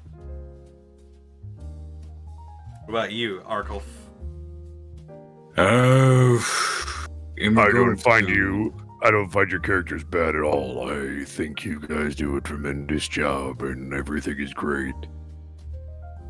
I mean, it did take me a while to think of something for both of you. Lay it on us. For Tannis, you're straightforward, no nonsense. Eyes on the prize at all times. But you also tend to hold a grudge against what could be potential allies. When someone slights your character, Tannis seems to hold on to that. Heart, mind, and soul. Like, I do not see a situation where Tannis would ever be okay dealing with York Mafia, despite them being potential allies for our case. Okay. Now, as for Bryant, as I said before, he's willing to make the hard decisions if one needs to be made. Damn the consequences. What I don't like about Bryant... I know, it's hard. You got to pick one of the many, many different things that you could say. The hard part is not thinking of them. It's just, which one do you pick? So I would say I'll pick a different one than he picked. Him being Connor. It's not the not thinking things through thing. Connor said that, and I personally have no issue with that. Makes things interesting. Fair enough. Makes things difficult too, but... Because if you didn't, Kel probably would. Oh dear. What do I not like about Brian? Come on, this is easy. I'll spoon feed you a couple things. I had an answer, but I fucking forgot it. Oh my god, was it something about how abrasive he is? No, that's... We're all really fucking easy to get along with. Having one abrasive person makes things interesting. Okay, what about the fact that he's a loudmouth? Nope. Or the Again, fact that the he rest keeps of us are all pushing quiet. people away on reflex. The fact that he puts innocent lives at risk? That's a character issue. We'll get to that. What do I personally not like about Bryant? That he screamed at the ghost lady, that he made Zobi upset? That's such superficial nonsense. Oh my god, I'm gonna take fucking... God. You shoot down your plot hooks. Yeah, but we've worked that out. Kel just picks him up now. Dude, I can't tell you how much, for a guy who loves story, it kills me to do it. Because I know they're there, and I'm like, I wanna! I know you want to do them, but it's great that you're so in character. It's so hard because I'm like, I want to talk to Zobi. I want to see where that goes. I want to talk to the ghost lady. This is clearly a plot hook. It's a huge plot hook. Fuck! You're gonna be forced to talk to Zobi when he comes to bite your own eyebrow. And that honestly, I'm trusting Monty to just shove it in my face like she did with Lady O. Come on, Arkov, are you kidding me? I genuinely can't remember. How did you We have can- something for reply. Janice and nothing for Bryant? That's Yeah, we can- impossible. We can come back to it if you want to think it over. Think of something, please. I'll think on it. I just can't All remember right. what it was. Fair enough. That's a repeat.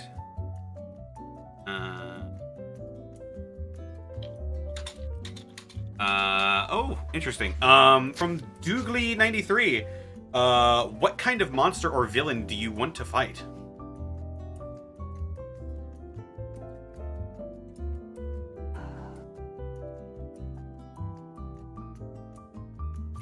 I remember what it was now. Say it. Brian's willingness to immediately kill without asking questions. There we go. Thank you. That again is potential lost, and in this case, information. So again, also- like your friendly fellow who shot at the big bad. It's like that, but smaller scale. Yeah, because above game, I would never try to ruin a plot point to kill somebody. Yep. Oh God. Now, what was the question you just asked, Connor? What kind of monster or villain do you want to fight? Bryant. I want some PvP up in this mug. I think it'd be interesting to.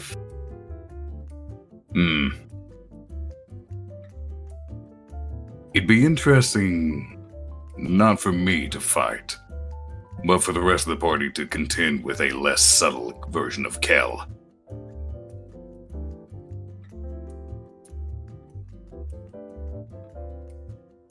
Like actual Kel or a different cleric?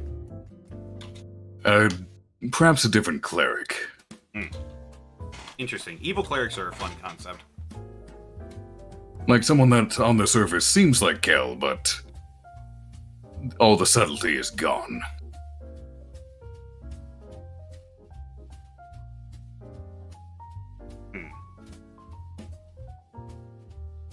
I want to have a huge badass one-on-one sword fight with someone.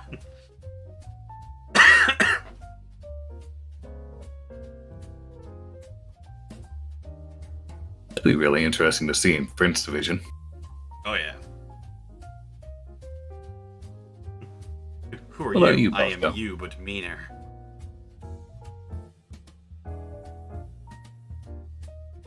Do we have to pick a specific? Are we picking an enemy or like somebody from the campaign that we've met that we want to fight? I guess just anything. Kesmodius. That wanna would whoop be that dude's interesting. ass. I've never fought a lich before. I want to fight a lich, and Kesmodius would be perfect. I want to whoop that dude's ass. Whoop a motherfucker's ass. I mean, Black Dragon technically Cleric, speaking, thank you from a for lore still the backwards standpoint, Twitch Prime. From a lore standpoint, you probably have reason to. Yeah. It's not even a lore thing. I just want to whoop his ass because he's undead. I mean, yeah, between the paladin and the cleric, undead kind of have a bad time. Oh yeah, I'm willing to let that be my moment of glory where I either die or finish him off. Like I want to kick his ass. you might even use Divine Smite in that case. I don't even know what that is. Hit somebody, you can spin the spell slot to smite them. Oh, can you? Yeah. Oh, cool. You not known that? He's fucking Huh. with you, Connor. I can't You learn tell. something new every day. Fuck. All right. Next question. Okay.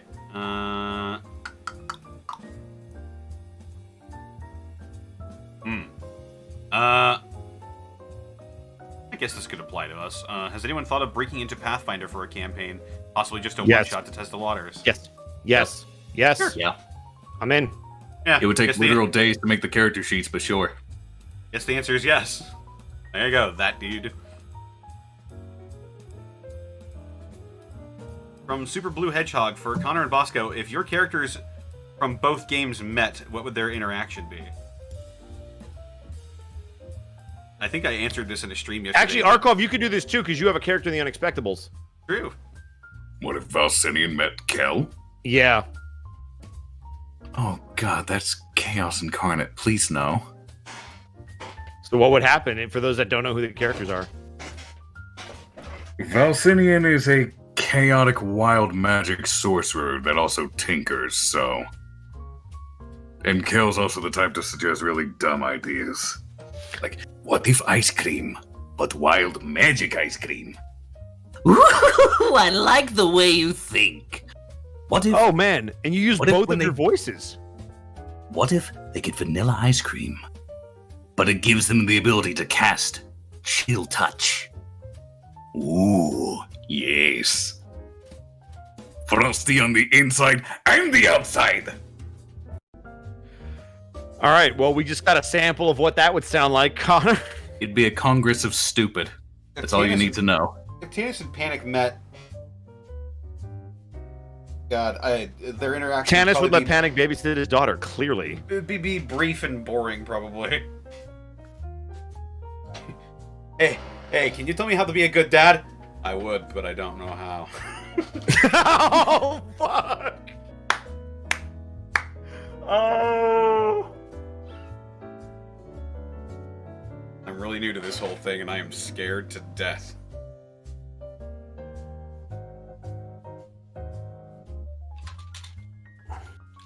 All right. Cool. Got any drugs? Fine. That's how that would go.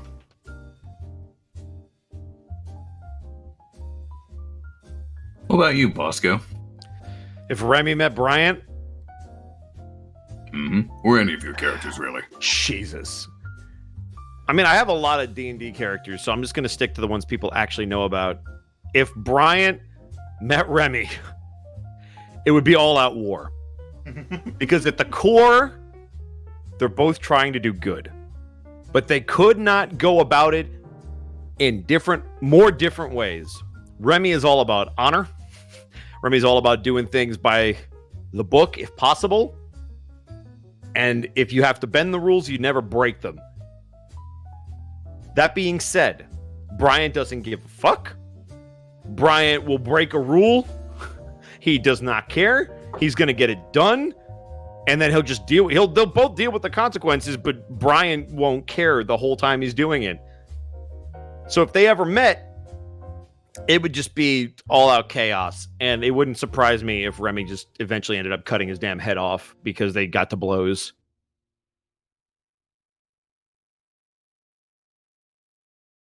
Now, assuming they were the same level, who would win in a fight between those Remy. two? Remy would kick the shit out of Bryant.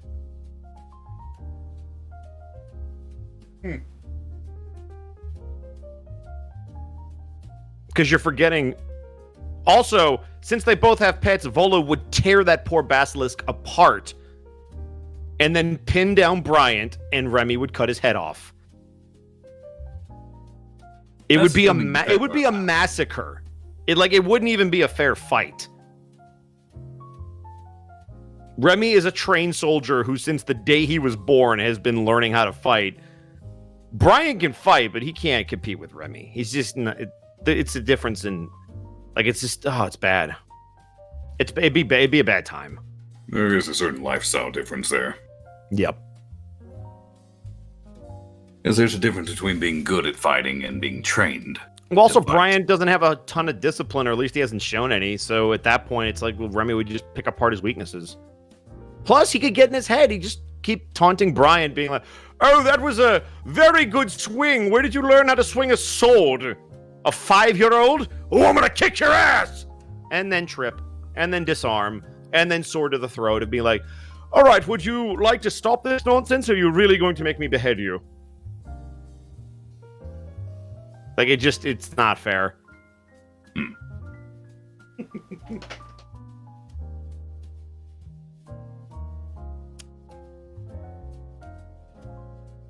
Fair enough. But what if Bryant had a gun because modern setting? Remy has a shield, so it's like it's a riot. armor. Yeah, Also- that too. Guns are pretty ineffective in setting. It's true. Let's see. I mean, it would make sense though because someone else got a gun before Tannis did. Again. Someday, Connor. Someday, you'll have your pew pew. Oh, interesting question from Miss Tweets. For everyone, if your PC had a chance to be in a reality competition show, what show would they be on? That's a good question. Also, I need to, real quick, listen, Hellfang, I know about Berserk, and I know about Griffith and Guts, and I know the noble gets along with the badass.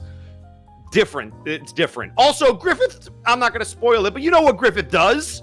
That didn't work out. That doesn't work out well for Guts. Griffith did everything wrong. He did everything wrong. Anyway, sorry, Connor, what was the question? If your PC had a chance to be in a reality competition show, what show would they be in? A reality show? I only know of two. I'm not familiar with reality shows, but the two I know. Kel would not do great at Ninja Warrior, but he might do decently at Fear Factor.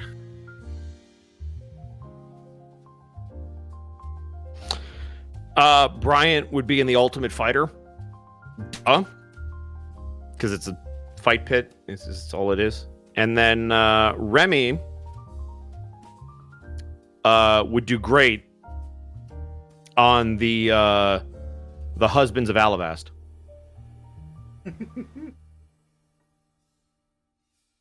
Panic would be on your... Or you could take a Total Diva spin-off and do Total Royals. Oh my god. Just all about the royalties. Oh, and now we move on to the house. Oh, yes. Oh, the Doofingtons. Yes, they've been wonderful neighbors for decades. Hmm. I'm just imagining MTV Cribs with Remy. Pimp My Griffin? Yes. All about a griffin. What have you done to Volo? Hey, nah, man, let me tell you real quick, man. So we put like 2 NOS like things on the side of his wings, man. This motherfucker can go from 0 to pew in like 2 seconds flat, man. Also, he's got a DVD player in his butt. Like, what more do you need? Oh God, what is a DVD player?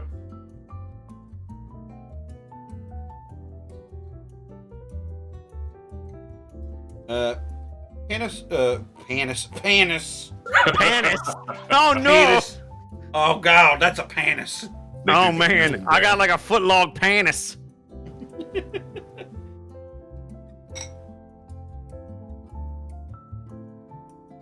Grief, that's a panis. Panic would probably be in either Eurovision or The Bachelor.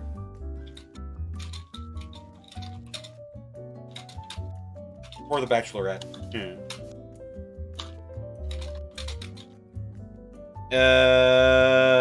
Tannis?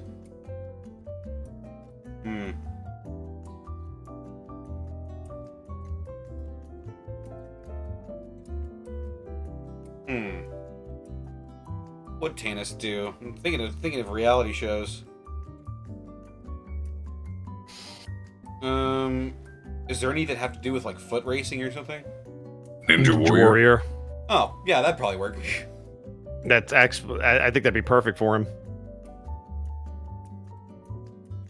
Yeah, that's what I got. Panis. Yeah. For Connor, what are you gonna do if Tannis doesn't get access to a pistol? I guess just silently switch my Kensei weapon from a pistol to a crossbow and do that instead. Boom.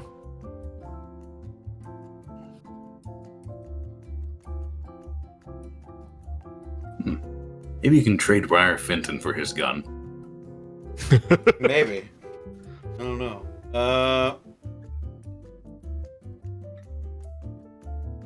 Oh, I think we answered that question already. Booty Jim, Yeah, we answered it earlier. Come on, Booty Jim. You got to be better than that. Change your question. Answer that question too from Kelly. Kelly? Lord Notario, what is your favorite spell and why? In 5e? It just says favorite spell. I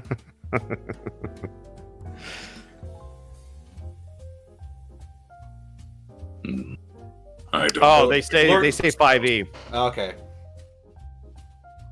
I don't know enough about all the spells to really pick a favorite.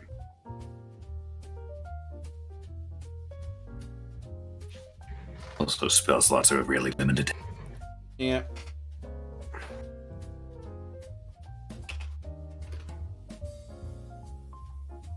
Favorite spell. In 5e. Prestidigitation is an easy one. Yep.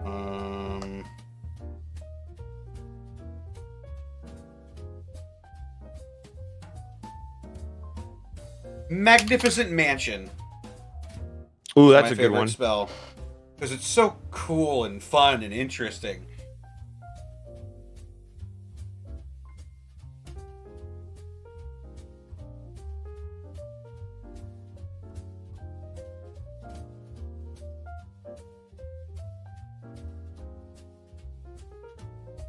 For me, I think a really cool spell that you don't get to see a lot is Time Stop, because it's 9th level. Oh, yeah.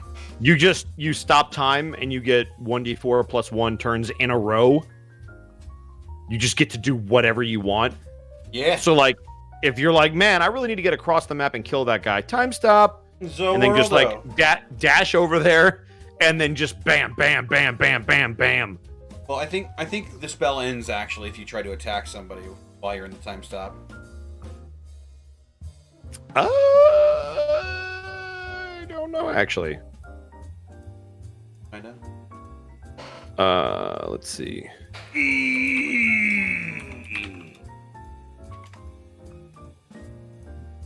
Time stop. 9th level transmutation. You briefly stop the flow of time for everyone but yourself. No time passes for other creatures, while you take 1d4 plus 1 turns in a row, which during which you can use actions and move as normal. There you go. The spell ends if one of those actions you use during this period or any effects that you create during this period affects a creature other than you or an object being worn or carried by someone else other than you. Well, shit. In addition, the spell ends if you move to a place more than 1,000 feet from the location you cast it. Wait, they changed that. That used to be different. They used to be able to hit people. Fucking 5e, man! Fucking, it's the same thing they did with Mage Armor, where they just make it a base 16 AC instead of adding on to your... Fuck off! Whatever. Nope. All right, time stop used. Sorry, guys. Time stop used to be cool, but I guess not anymore.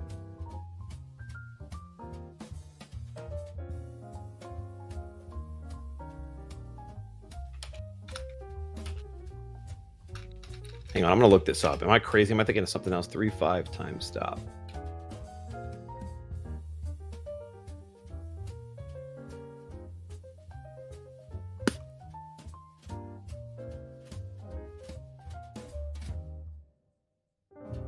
So apparently there are 6th level spells for Cleric just called Harm and Heal. Yep. Pretty potent, too. Although Harm is like False Swipe from Pokemon. Just leaves them at 1 HP. Sounds pretty harmful. Yeah, great for bringing people in. No, non-lethal.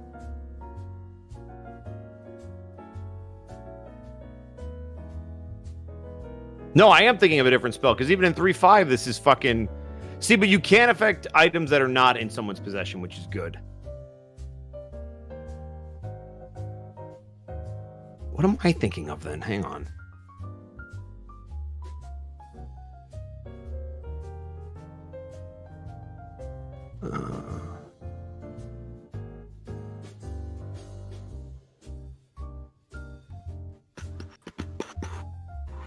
Oh, also another one is Incinerate. One of my favorite spells. Incinerate's amazing. You tried to cast that on Zobi. Incinerate? Yeah, absolutely. And it went off.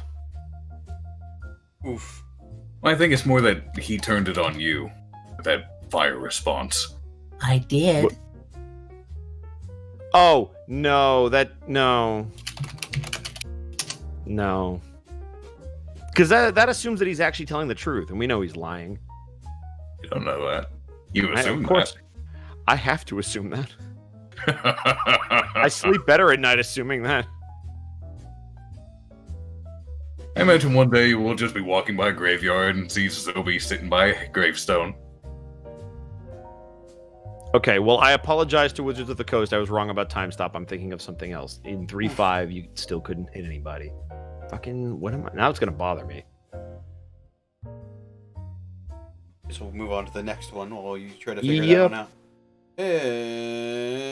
From Dr. Jund, question for everyone.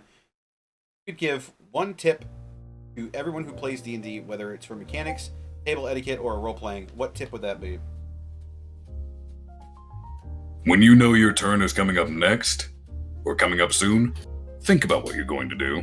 Don't stand there and fumble trying to think of what your character will do. Have it set already. If something changes immediately, you should still have time before their turn ends to pick a new course. Yeah. And if you're a spellcaster, while it's not your turn, look through your spells. Yes, please read your spells.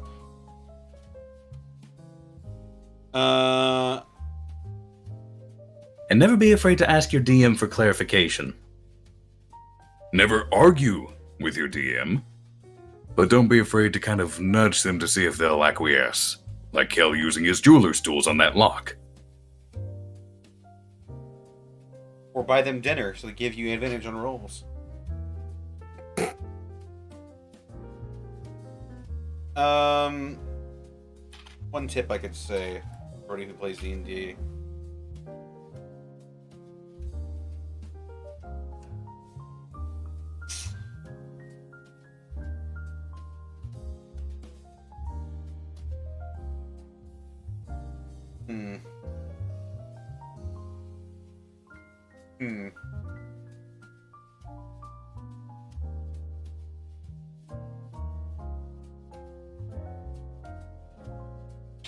You are not the only person at the table. You should think about that often. Because everyone's trying to have fun, but if you're stopping other people from doing that, you need to rethink your choices.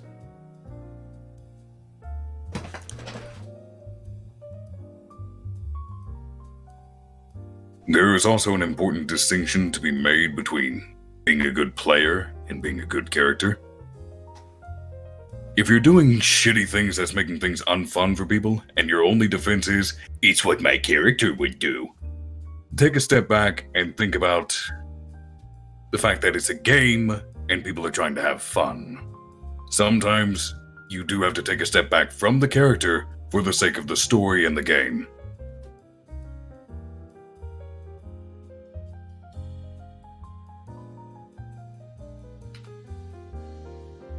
Nice, good advice.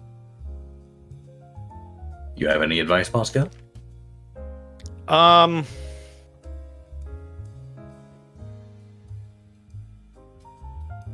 Know why you're role playing. Know where you want a scene to end. Nothing is worse than getting involved in a role play scene that just doesn't stop. And it's something even I had to pay attention to, because it's not like doing voiceover or acting where you have a script or you know where you're supposed to stop, or there's a natural conclusion to a funny bit when you're improvising. No, especially if you're doing, because it's a lot of dramatic improv. It's not just being funny. Know where you want it to end. So, for example, if I'm going to go have a conversation with Panic about Helena, where is it going to end? It's going to end with me offering to go with him. Okay, cool. I know that going into the conversation. And once I've made that point, I will say something that is very obviously meant to be the end of the conversation. To piggyback on that, you don't have to have the last word. Even if you're a sarcastic douchebag like Brian is, sometimes you need to let yourself not have the last word. So, for example, with Lady Odelia, she had all the fucking answers, and there were some times where I just had to have the "you ain't got shit to say" face because you don't need to always have a one-liner to come back and quip with. It'll make your one-liners better if you just sit there and sometimes you just take it. It's like, man, you're a fucking asshole. Get the hell out of my face. You get out of their face. You don't have to be like, yeah, well, you're stupid. Like, you don't have to add the one-liner. Like, you can let somebody have the last word in a conversation. So know where you want your roleplay scenes to end, and make sure that you're okay with not having the last word in every conversation.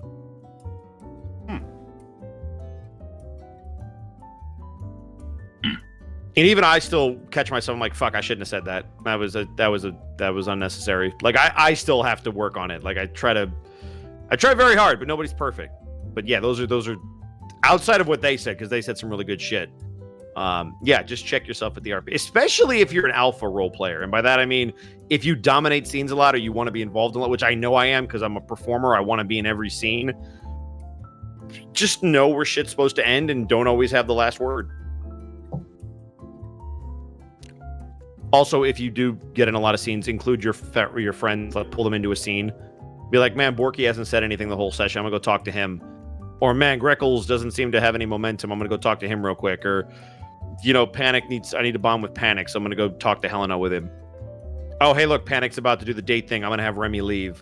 Like, just pay attention. And, like, throw the ball and let them hit it. Okay, I'm done, I swear. Next.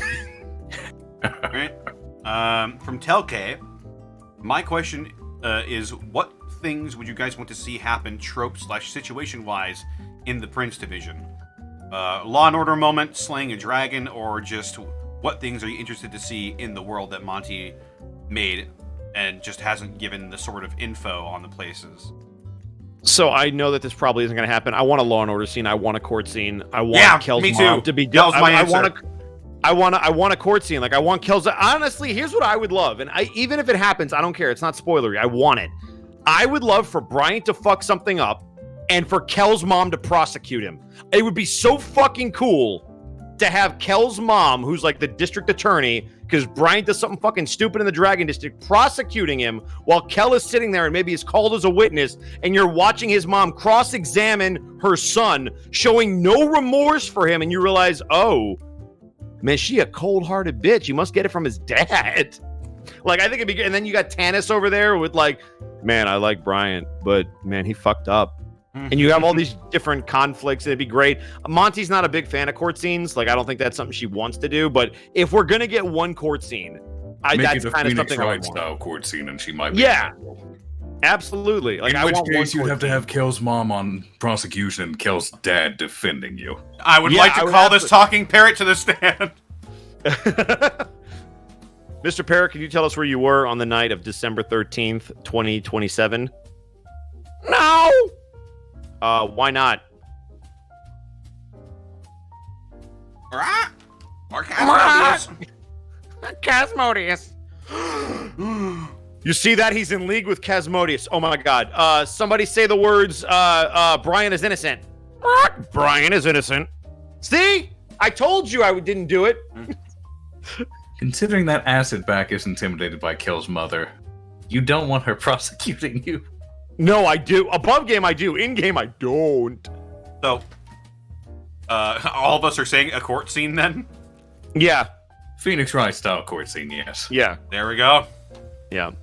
Fucking hell. I don't know if she'll do it. I know we won't get a lot of them, but I just want one. If I can get one, I'll be happy. Yeah. I'd be satisfied with a court scene. Yep. I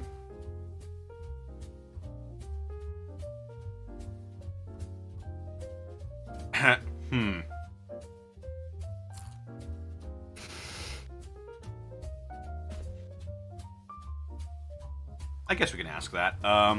Question for all present. What is one level 20 spell, skill, or ability you would love if the campaign even lasts that long? Any of them? Like, who doesn't fuck? They're all awesome. Oh, God. Us as players or our characters? I think players. Like, what skill would we want? What skill do we like the most? So, like, a level 20... The level 20 cleric ability is just great, honestly. What is it?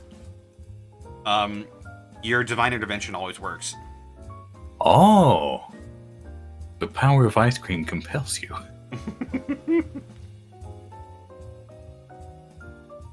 From a player standpoint, I personally don't know much about. Any games I've been in, they've always been low level, typically starting at 3, never making it beyond 7, if even that far. But if I had to pick a spell from Kel's perspective, it would be True Resurrection. Because then the people he couldn't save with healing, he could bring back and give them a second chance. Not with the money he spends. You never know how things go. True. That mafia debt won't always be there. It better be fucking gone now. When we bring Amelia back. Oh, we gotta find that wisp first and get her soul back. That's true.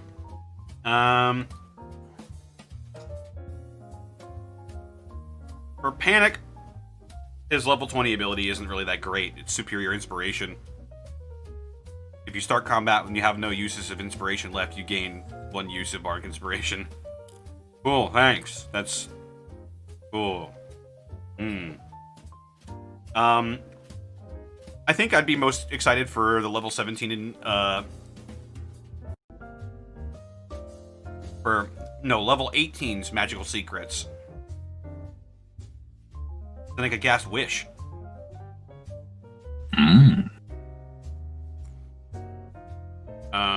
For Tanis, what do monks get at 20th level? I know they get some really crazy shit at later levels. Like, oh, I age like 1/8 slower. So I'm gonna live forever.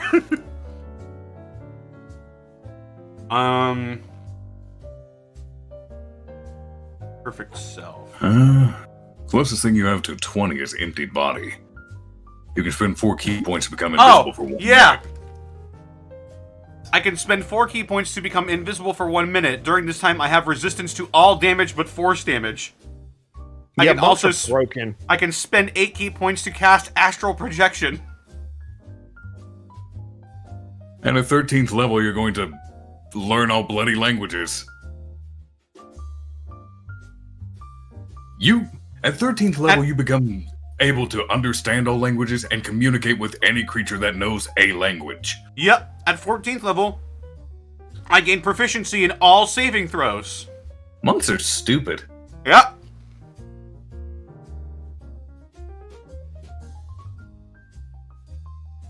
And what's Paladin's 20th?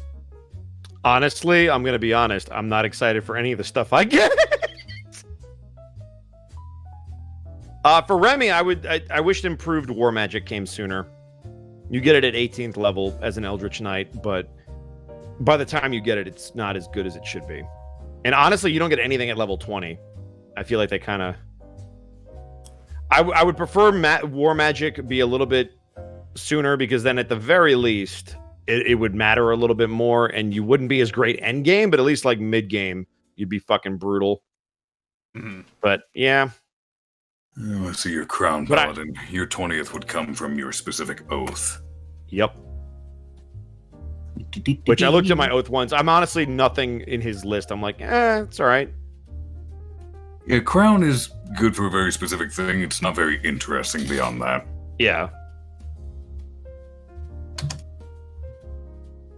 Not like Conquest Paladins that can all right, here's what I'll say. Place through fear. Well, honestly, I don't know how many people know the abilities of that Paladin, so I'm just gonna... I'll keep it under wraps. There is one where I'm like, oh, this is cool. This would explain a lot about Brian to people, but I'm not going to say which one, because it would potentially give shit away. But there is one thing in particular that works really well for Brian. Because, again, I didn't pick Crown Paladin because it was the most dominant. It worked.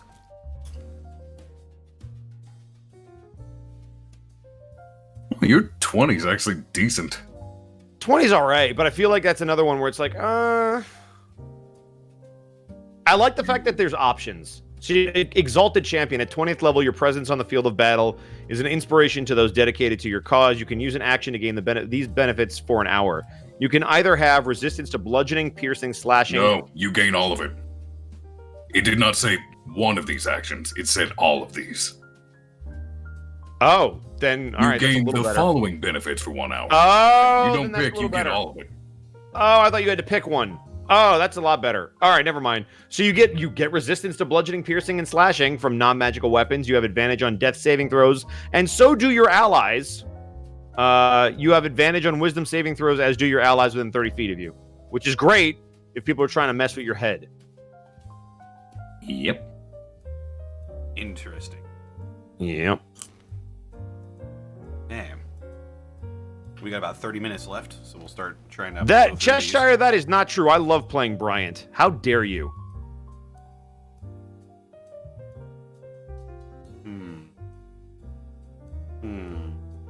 I just saw that. I'm not going to let that slide. That is not true.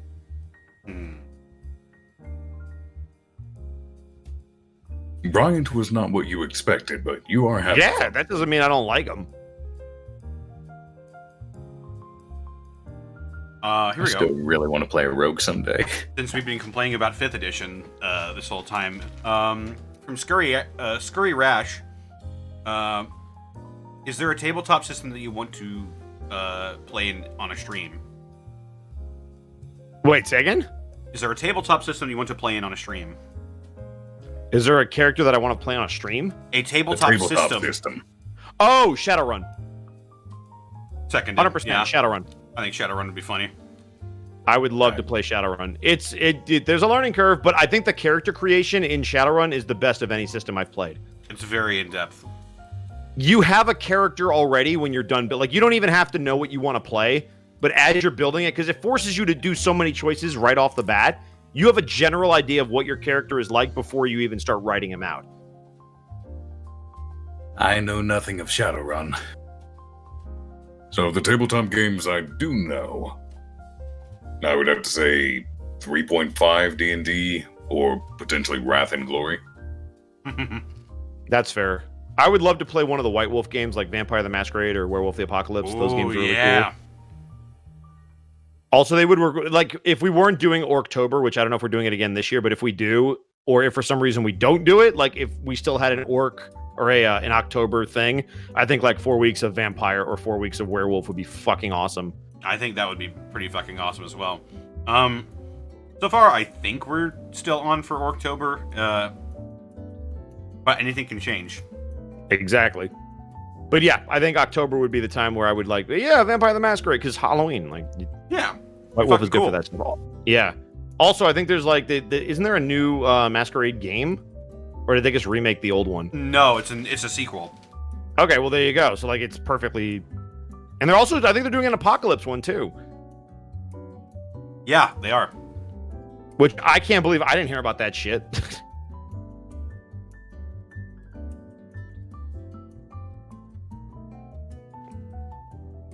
All right. Leonardo de Hammer. What is your favorite character moment from another player? I mean, I said it earlier. Borky telling the gazer to go away. Mm-hmm. Mine's the Zobi incident. That's gonna be my top for a long fucking time. Mm.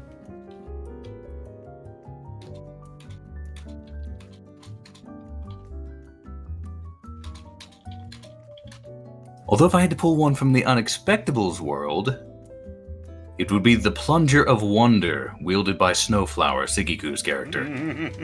Making everyone but Valsinian dance in that final confrontation, giving him time to kill the villain.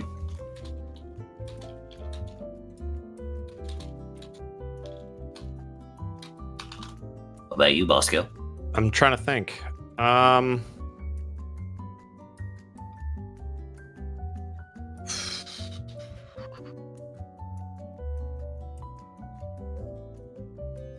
There's so many good ones. I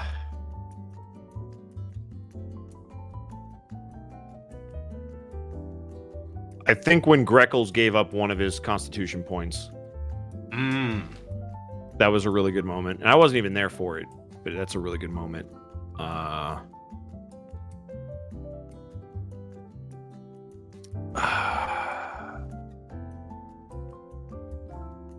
when Kel was trying to shake somebody down for information about the Manicore and he got super pissed off. I think he was walking out the door of the club and he was like, I got shit to do, get out of my way. Like that. That was like, actually the Manticore. That was the Manticore. Okay, I'm not crazy. Okay, then when he actually ran into the Manticore and was like, I will fucking end you, get out of my way. And the dude was just like, oh, okay. That was badass. The Gibby Durzib roleplay scene was fucking incredible.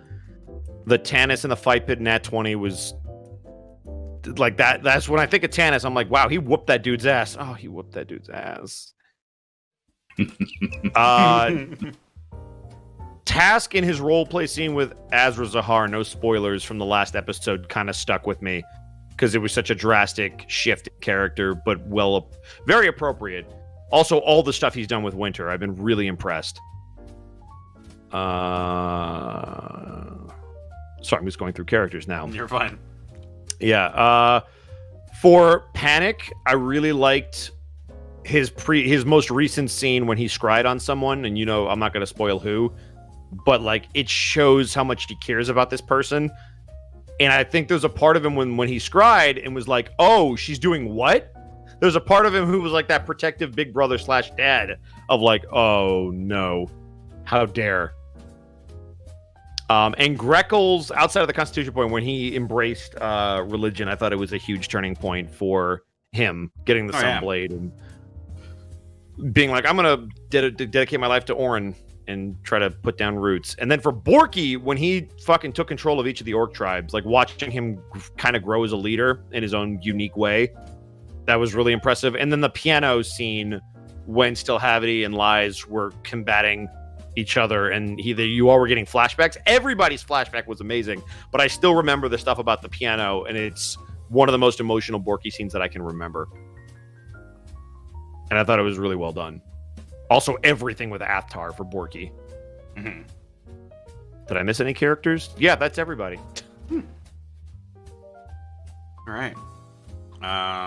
From Radarak, is there one NPC in particular that you as players would like to learn more about?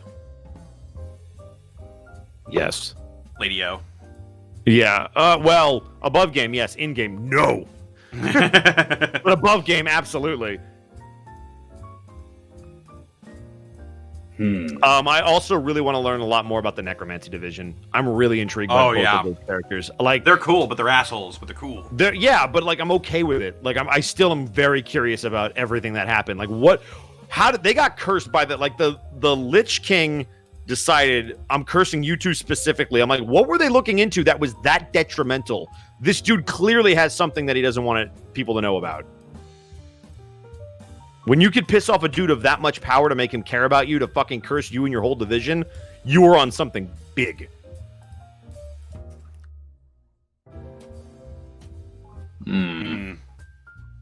Above game, I want to learn more about Mamoru Gigi. That's a good one. In game, Kel wants to learn more about Tannis and Gibby, because he hasn't really connected with them. That's a good answer. I do want to know a lot more about Tannis. There's a lot there. There's a lot there, and I can tell you play a very close, but like everything you do is informed by something in your past, and I'm like, fuck, this is good. I'm just waiting on the reveal. I don't know who's going to crack the nut, but I'm interested to see the moment. I wish it could be Brian, but I don't think it will be. There's just... Ooh. From Knack287. For everyone, which traditional campaign setting, Forgotten Realms, Ravenloft, Eberron, Greyhawk, etc., would you all find most interesting for your characters to be transported into? Ravenloft. Abso-fucking-lutely Ravenloft. Ravenloft is pretty good. That's like one of my favorite settings. I've never played any of those, so... It's very gothic horror. I've never played any of the official campaign settings, so, Do you like Castlevania? Never played it. Have you played anything like Castlevania? I don't know what it's like. Do you know anything about Castlevania? Do you like I Bloodborne? know there was a man named Yeah, do you like Alucard who was Bloodborne? Dracula backwards. Legacy of Kain. Never played Ooh. Legacy of Kain. I'm trying, man. Oh boy, what the fuck would you have played? I Ghosts played and Dark Ghouls? Souls and Bloodborne. Dark Souls. You got- Counts, Dark I Souls guess. is that's a good. Yeah, if you play Dark Souls, it'd be similar to that. Ah.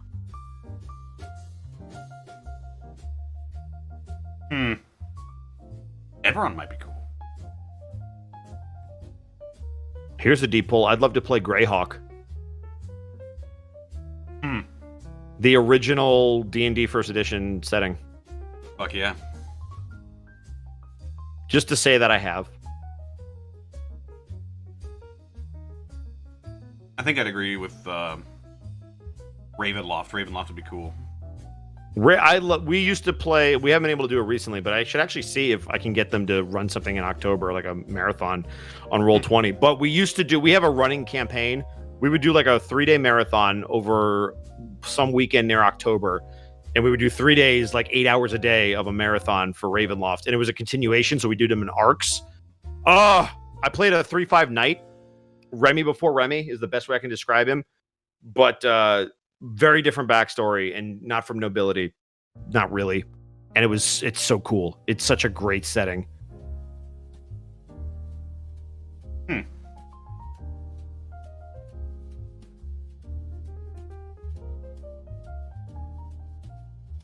Interesting answers. From Timber T Slayer.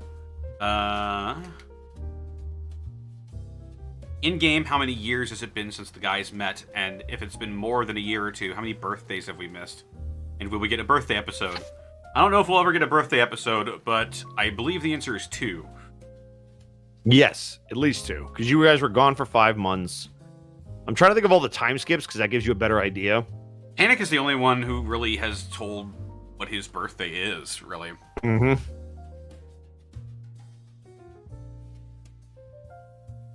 For those of you who are wondering what that is, Panic's birthday is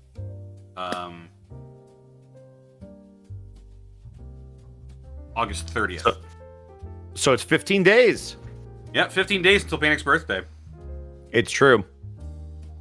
Too bad it falls on a Sunday. Yeah. Black Sabbath. Wow.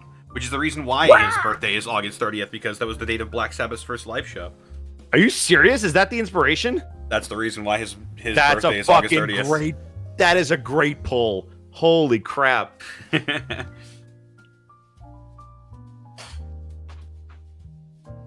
Is that Libra? I'm not sure. I thought star signs were based off year, not. They're months. They're sections of months. So like it'd be like fucking August 15th to like September 12th or something like that. Zodiac, yeah, Chinese zodiac is the year. You'd be Virgo. Yeah, that fits. That's why you did it. Virgo, Virgil. No, yeah. Oh, that was completely unintentional. Oh well, it fits anyway, so fuck it. Yeah, it fits. If it fits, you sits. You should have just rolled with it and be like, yeah, totally. Yeah, dude, definitely. Yeah, I was there the whole time. I was there, yeah, definitely. If I feast, I see it. It is me. It is me, Panic Grimtongue, done by anybody except me. Hello, Didn't you daddy. hear I was going to play? No, listen, I was going to play you in the commercial, but they recast me to the real actor. I see. I don't know why. I forgot the question was. Yeah, 2 years. It's been 2 years. There you go. From Orozo, for everyone, how detailed did you make your characters' backstories when creating them? We For were both, specifically told not to? yeah, pretty much. For the Prince Division, we were said, give me as little as possible. I was like, sure, okay. We're kind of building the characters' backstories as we go, with how we act and what we say. It's been fun so far, honestly, actually, making a character's background this way. Still, like Monty's only option for me was, aren't you tired of being nice? Don't mind this.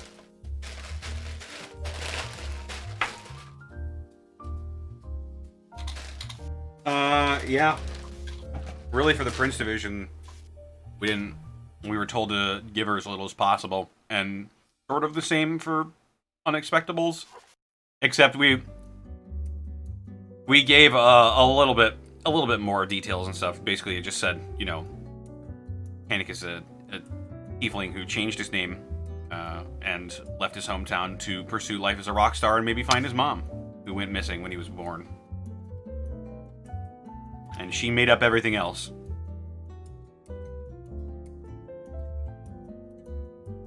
Don't touch me, motherfucker. Anybody else have anything for that?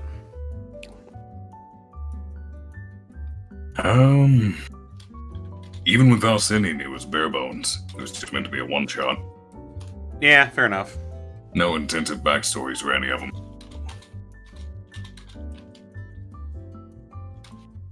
Remy had a very detailed backstory that I kept to my fucking self. I basically gave Monty an overview of what all happened so that she could use it if she wanted to, which is how she knew that Willow and Remy would have something in common. That's why the sword that Remy got, she mentioned, hey, this is the same sword that you saw used by Eltmer against Valithia. So she's peppered it in there a little bit, but like I said, in Unexpectable, she doesn't write for Remy, which is totally fine. I just do it to inform the character. I also gave her backstory on his family in case she wanted to use it specifically for like the one-offs. So she has that if she needs it. But I tried not to give her too much because it wasn't about his backstory. The big thing was, why is Remy in Alavast and why does he need to stay there? Which is basically what I told her. So that's good. With Brian, I didn't give her shit. I was like, yeah. Because we were like, yeah, don't give me a lot for these guys. So I have bullet points for Bryant, but it's extremely bare bones. So a lot of stuff I will fill it out as I go, but I have like the bullet points of like the reasons why he acts the way that he does. But beyond that, I didn't put a whole hell of a lot. Because I also Monty wrote a lot of stuff for us in secret. Like that was the other. She wanted some flexibility to be able to write stuff like the ghost thing. I had no idea about. I've just worked it into the backstory now. Like I've had it influence things that I already knew I wanted to do with him, but I didn't know about the ghost thing going in. But I now role play it like I do know. So there you go. All I knew with Kel going in was the ice cream truck and his parents. Yeah, that's pretty much. I knew my like what I did, my parents, and that was it. Or at least that's what we talked about with Monty. I still have other stuff, but yeah.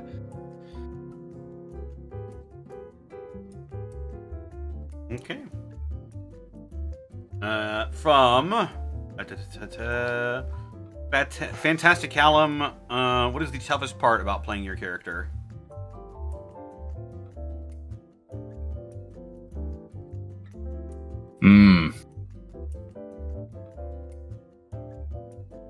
Same answer I gave earlier about why I like playing Panic so much. He's charismatic. And I have to think, what would a charismatic person say in this scenario? It doesn't come naturally to me. I would say striking a balance with Kel's personality. Because again, he's simple, but he's not stupid.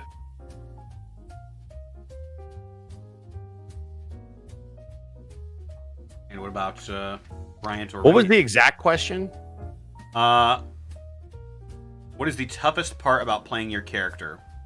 Toughest part about playing the character. Okay. Boy, this is easy. Not making the show unwatchable for people. Like, honestly, that's the toughest challenge because there are things that I want to do and have done that probably make the show unwatchable for certain people, especially early on. And so I've tried to dial that back because at the end of it, we were talking about this earlier.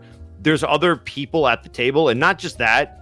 There's the DM that you have to take into account of like, is this fun for them to write for anymore? There's the audience that we have, which is unique to streaming. If people watch the show and they're like, man, this is a great show, but I can't watch it because of Bryant, It doesn't matter if I'm having fun. It doesn't matter if I'm doing what my character would do. I'm rooting the experience for people. And there's a line and a balance you have to have. Certain people are just not going to watch the show for whatever reason, because it's not their cup of tea, or they're like, it's too dark for me, or I don't want a modern setting. That's all fine. But if somebody's like, man, I can't watch the show because this character is so obnoxious, it ruins the experience for me, and I have to shut it off during the sections that he's in, that's where the line is. And you're like, all right, dial it back. Because you can come up with a character reason to do pretty much fucking anything. You can spin it however you want. There are reasons why Brian could get mad, and there's reasons why he can get mad and not say shit. Like, you just don't have to say shit. You could stand there and just growl, and it won't ruin the moment for somebody. Or if you're doing an investigation where you want to say something and you're like, man, fuck this person, but you know it's going to ruin the scene, you can just sit there and hold on to it. And then when you go outside, be like, man, Tannis, fuck that guy. Which is, I think, what I did with somebody. I can't remember who it was. Oh, it was the racist dragon lady. Tindras. Yeah. After you already blew up at her. I said the alligator line, and that was the one. And then when we got outside, I was like, look, fuck her. This is messed up. Let me tell you about this. I'm pissed off. But I didn't want to do it in the room. I just got my alligator quip in, and that was it. Yep. And if I remember correctly, Kel thanked you for saying what he wanted to say. Basically. And it helped them bond. But the hardest thing for me about Brian is not pissing off the audience and making it unwatchable. So I am conscious about that.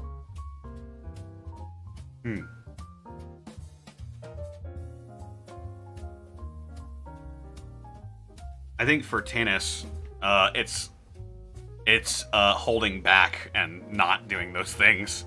Because I wanted to be like, man, fuck this lady so much, and I want to beat the shit out of all of these assholes, but I don't, because I'm Hero Tannis. Mm-hmm. And I have to play it cool, because that's what he would do. And I'm just over here like, I just want to whoop a motherfucker's ass right now. Just want to get that another nat 20. Yep. Alright.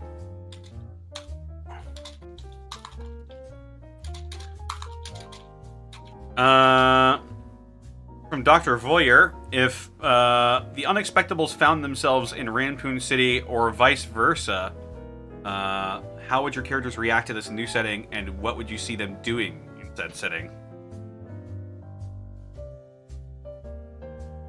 Nah. Kel would probably join the guard or start an ice cream parlor. There's not really much for him to do. He would probably adapt to the lack of technology pretty well, all things considered. Again, simple. He doesn't need much. Tannis would probably hang around in the Druidic district.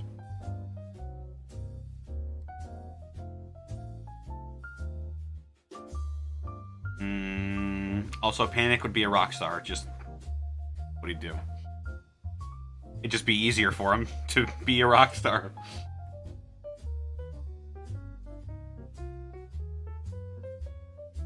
Bryant would tear Brork a new one for not doing enough with his racial inclusion program. He'd be like, it's a good start, but it's not enough. And he would absolutely be furious about the injustices in Alavast. He would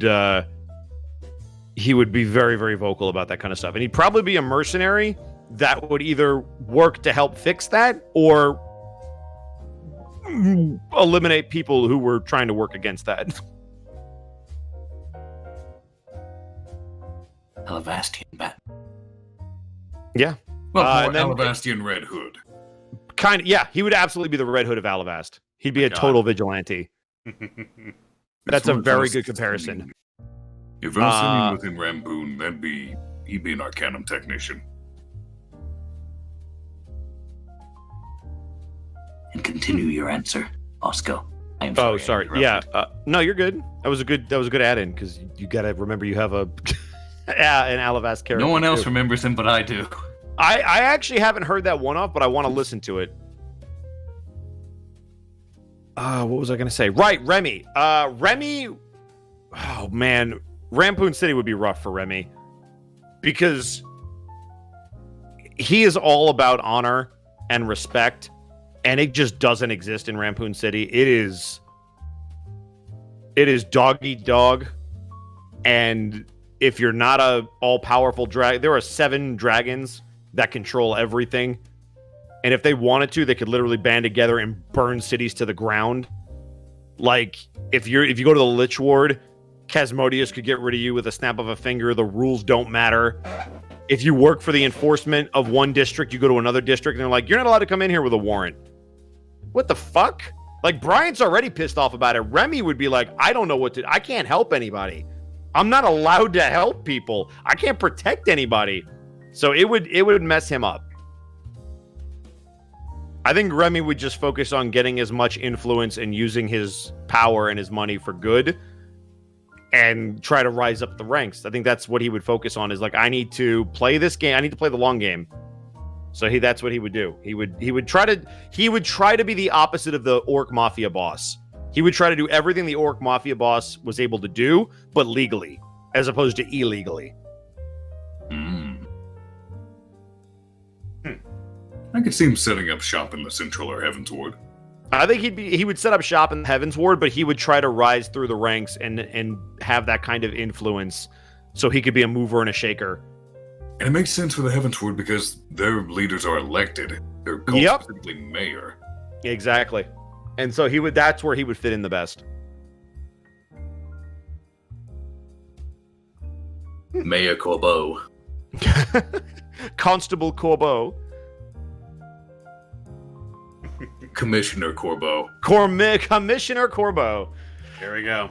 He grows a mustache. Somehow. Yeah. Oh, man.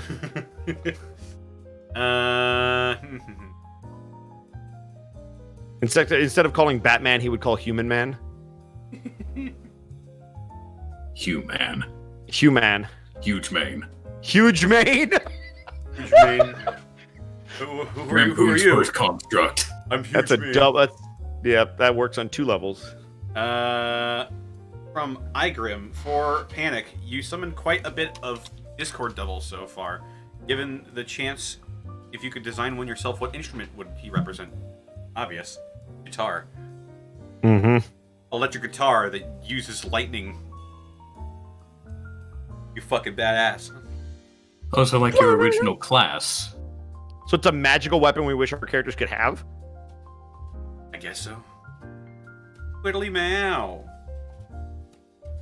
Iskensis. Hang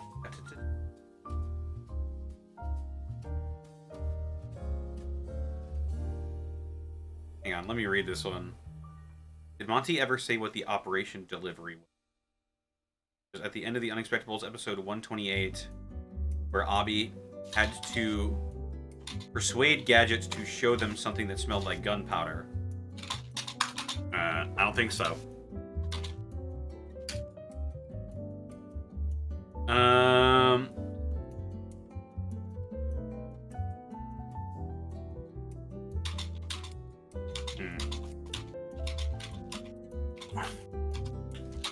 Go down the list. Boop, boop, boop, boop, boop, boop, boop.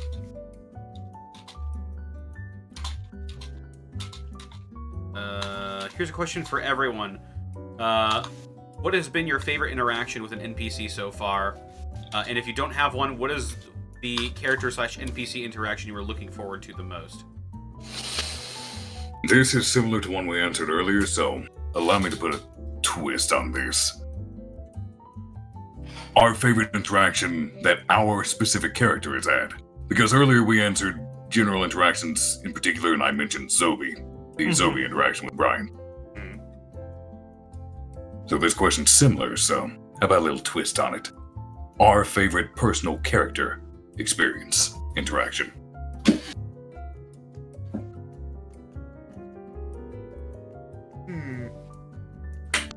Like, what's your favorite thing that Panic and or Tannis has ever done?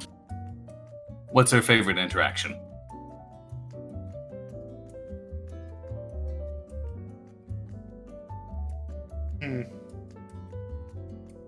I think Tannis with the orc boss, he had a lot of fun. I did have a lot of fun just trying to... letting a little bit of venom bleed through. Mm-hmm. He's like, people like, fuck this guy. You took my daughter and lost my daughter. You took and lost my daughter. You're not even good at kidnapping. Yeah, I'd say his interaction with Baron Dramar was pretty fun. My favorite thing that Panic has ever done, though, is cheat to win a drinking contest. The mushroom. Mushroom. Batcher. Either, NPC Yen. That's another one of my favorite ones when Panic made peace with Helena. What about you, Bosco? For Remy, I'll pick a couple that come off the top of my head. For Remy, there's a couple. So if you remember the first interaction Remy ever had with Willow, it was the first time since he joined the Unexpectables as a guest that anybody ever saw a side to him other than regal, friendly, helpful. It was genuine anger towards Willow when she started defending Eltmer and nobody understood why. And to watch the audience eventually understand both sides of their story, because they were on completely opposite ends of it. One was a royal noble high up to the king of the country invaded. The other one was part of the royal family that invaded. And so to hear their stories and watch them grow together was fucking amazing. Walking Willow down the aisle was one, because of where they had come from, the fact that she asked him to do it. And the scene where they're playing chess where Remy finally beat her was fucking amazing, because they had a brother-sister moment that was so cool, because it was the coming full circle from where they started, which was, I know where you're from, fuck off, don't try to defend them to me. Because he didn't know who she was, but she knew who he was. And so you knew she probably felt bad, but still was like, yeah, but here's the other perspective. No, I'm not hearing it. So that was really cool. It's all about perspective. And then the scene with the Silver King, where he finally buried the hatchet with the Silver King, which was really cool. People still think Remy hates the Silver King. He might not agree with everything he did, but they buried the hatchet in a very, very poignant scene before he left. And so if there was any ambiguity about how Remy felt, it was in that scene. Remy is starting to understand other people's perspective about events that he feels very strongly about. And it's hard, because when you're like, my father's missing and my country was nearly destroyed and it was kind of occupied for a short time and you did nothing and your family was both of those scenes were really powerful, because it brought it all the way around. And he's like, look, I don't have to like it, I don't have to agree with it, but I do have to respect you, and it's not exactly your fault. So those are two for Remy. For Bryant, fuck, this one's tougher. The scene with Amelia when he was tied up, which is fairly recent. It was the first time Bryant couldn't tell somebody to go fuck themselves because it was a little girl, and Bryant knew exactly what she was going through. So he tried. He was like, please don't ask me, I don't know what you're talking about. And she kept prodding because she clearly knew. And so there was that moment of, I can either lie to her and she'll either know and break down, or I can tell her the truth and just deal with it. And so it was the first time the whole campaign that he owned up to what he had gone through, because he knew, I know exactly what this poor little girl's going through. I can help her. And that was the first time he had ever done that. Obviously, the scene with the ghost was really cool, but I know that was also the point where a lot of people was like, I'm shutting the episode off. I can't listen to this. But I love the scene with Kel and them with the Ouija board, trying to figure out what the ghost was saying as Brian's sitting there lying through his teeth.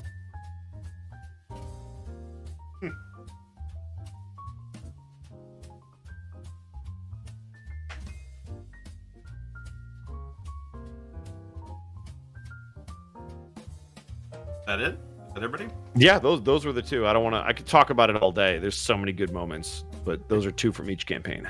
All right. It is 12:01, so I think we'll do one more question and then we'll call it here. Hell yeah. So.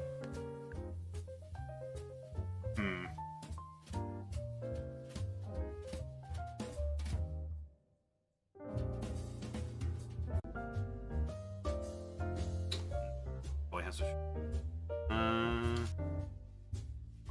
We'll look for a good one.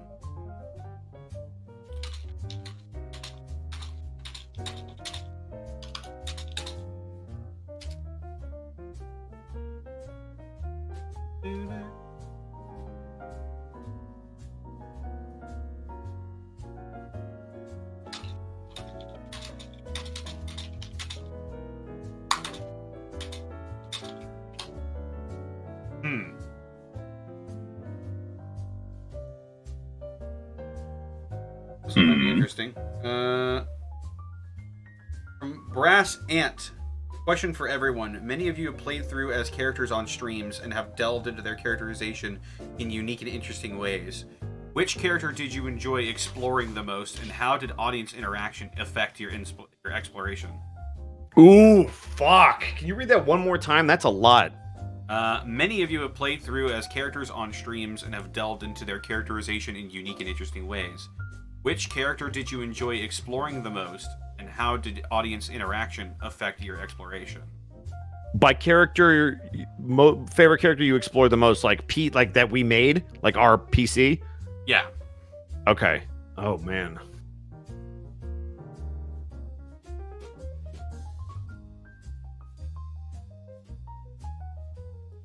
Is that from Brass Ant?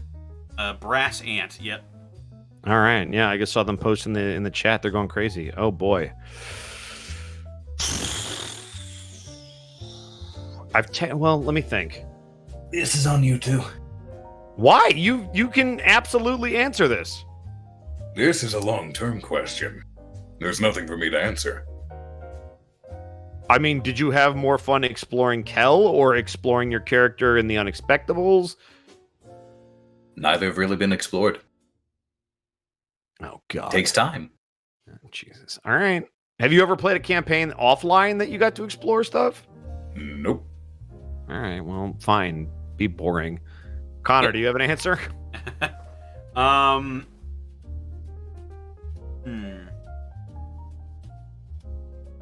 Where did I enjoy exploring them?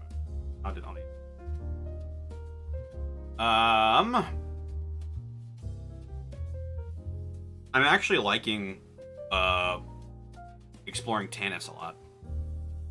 I think Tanis has a lot underneath the surface that I would love to come out and explore and sort of mutate into an actual person.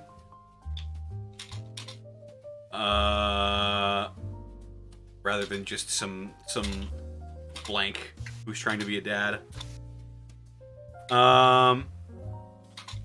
Audience interaction. For Panic, really, this only applies. I mean,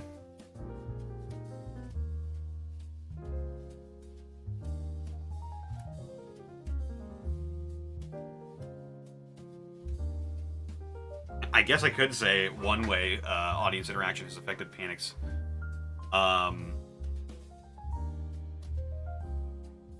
personality, I guess, or behavior. Everybody likes to go for the he's a bard, he likes to have sex and seduce people, and yeah, that is a part of his character to an extent. Just, you know, he likes it. He enjoys the act, but he doesn't, go actively seeking it. So I would say audience interaction has, with everybody saying like, oh, he's gonna watch out, he's gonna seduce. I've actually made him actively less promiscuous because of the audience.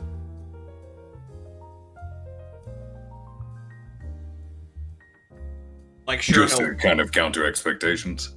I guess, yeah. I just sure, he does it, feels good, but really it's all it is. Doesn't actively go seeking it, and he knows that too. It's just an activity that he can partake in. It's working.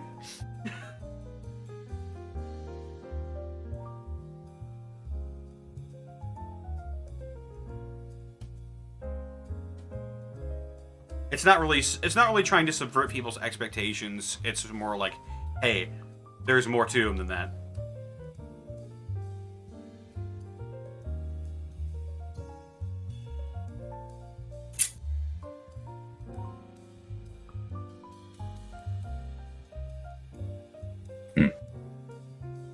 What about you? About you, Bosco? Oh, right. No, sorry. I was thinking real hard. Fuck. So Remy's the first character I ever played for an audience. D&D wise, I should say.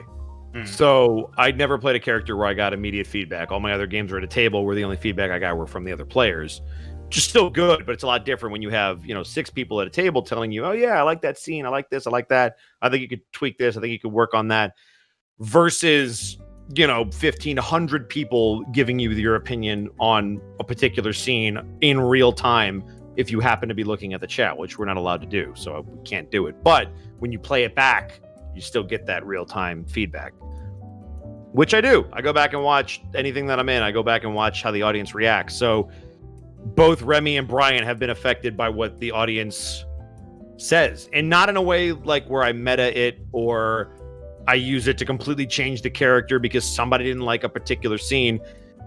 The way that specifically with Remy, I think Brian has been more affected by the audience than Remy. The way I use it with Remy was the idea or the emotion that I was trying to convey come across to people? Not did they like the idea, but was it conveyed? So if, for example, when the entire party ate that baby red dragon, the kid who was tied up to the post that Task told information to and then had to be killed because Task told him information. When Remy was the only person who didn't eat that dragon, some people were like, what the fuck are you doing? That's stupid. Just eat the dragon. Who gives a shit? But they understood why he did it. Whether they agreed with him or not, they understood why he did it. So it's great that because nobody's going to view the same situation exactly the same. And there's going to be people on both sides of the fence with anything that you do. When it's, interacting with an NPC, when you yell at Willow, people are like, how dare you? Or other people will be like, no, I get it. That Eltmer kind of fucked his whole family. I get it. That's awesome. But they both have a reaction to the same idea. If people are reacting to something different, they're like, I don't get why he's being an asshole right now. That's a disconnect. And I'm like, all right, the idea I was trying to convey didn't come across. So with Remy, I take that into account and I try to adjust because that means as an actor, I didn't get the message across. With Bryant, I have actively dialed him back. I'm not afraid to admit it because I know he was too abrasive for some people to the point where it didn't matter what idea I was trying to convey. They couldn't get past the visceral reaction to give a shit about what he was trying to say. I didn't have the clout with Bryant that I do with Remy. When Remy does something that most of the audience doesn't agree with, they're like, all right, he's been a good Samaritan this whole time. So when he insults Bonray, you're like, oh, he finally, went after somebody. Whereas Bryant, who goes after fucking everybody, you're like, just stop. Just please stop. So when Bryant turns it up to 11, which is a lot more than Remy will ever do, it can tune some people out. And so in that case, I tried to dial back the character and some of the stuff that he was doing because, again, you never want people to tune out. It's okay if they disagree with him, if they think one thing or the other about him he is an asshole. He's a fucking douchebag. There are lots of people Michael Jordan was an asshole. The guy running the free world right now is an asshole. But there are still people who will look at those characters and go, oh, I agree with what he's doing. And some of us sit over here like, why the fuck would you agree with that? And other people are like, well, because of this. But the idea, the core, they get. And then they react to that. If people don't even get to the idea and they tune you out because they're like, I don't want to fucking hear your shit. Well, then you've lost the audience and it's not a good performance anymore. So Brian has absolutely been changed more so than Remy by the audience. And he'll continue to change. I read every comment. I'm like, Connor, I know you do the same thing. You watch the YouTube things. I just saw a comment today that we were talking about where I was like, oh, is that how you feel? All right. You should Google me. But I that's fair. All right. Cool. I'll adjust. That's kind of where I am with both of them. So Brian would be the short answer to that. Brian has changed more because of the audience. And I've really enjoyed exploring him and Remy equally. I can't pick between the two of them because they've allowed me to do different things for an audience. Interesting. Well, with that, I think we can bring our proceedings to a close here. Thank you all so much for stopping by the Unexpectables Q&A session. We will be back on Wednesday for more Unexpectables, and Prince Division on Saturday. Next week. Until then, I guess we'll get out of your hair. Thank you all so much for your wonderful questions. I might see if I can sort of answer them solo in the Q&A, in the actual. Yeah, can we do that? If we start just poking around, is there? I don't know if the mods can let us do that. I mean, we can. We have the posting power. permission. Yeah, we have posting permission, so we can quote tweet some people and answer that way if you want to. I'm down. I'll answer a couple. If the mods Even will allow immune us to do that, slow we can do mode. that. That's Yeah. true. Well, they could probably lock it for everybody but us, and then we'll just go through and answer their questions. Because I feel bad that we never get to a lot of. And there's some good ones that we didn't get to. I'm looking at them right now. Yeah.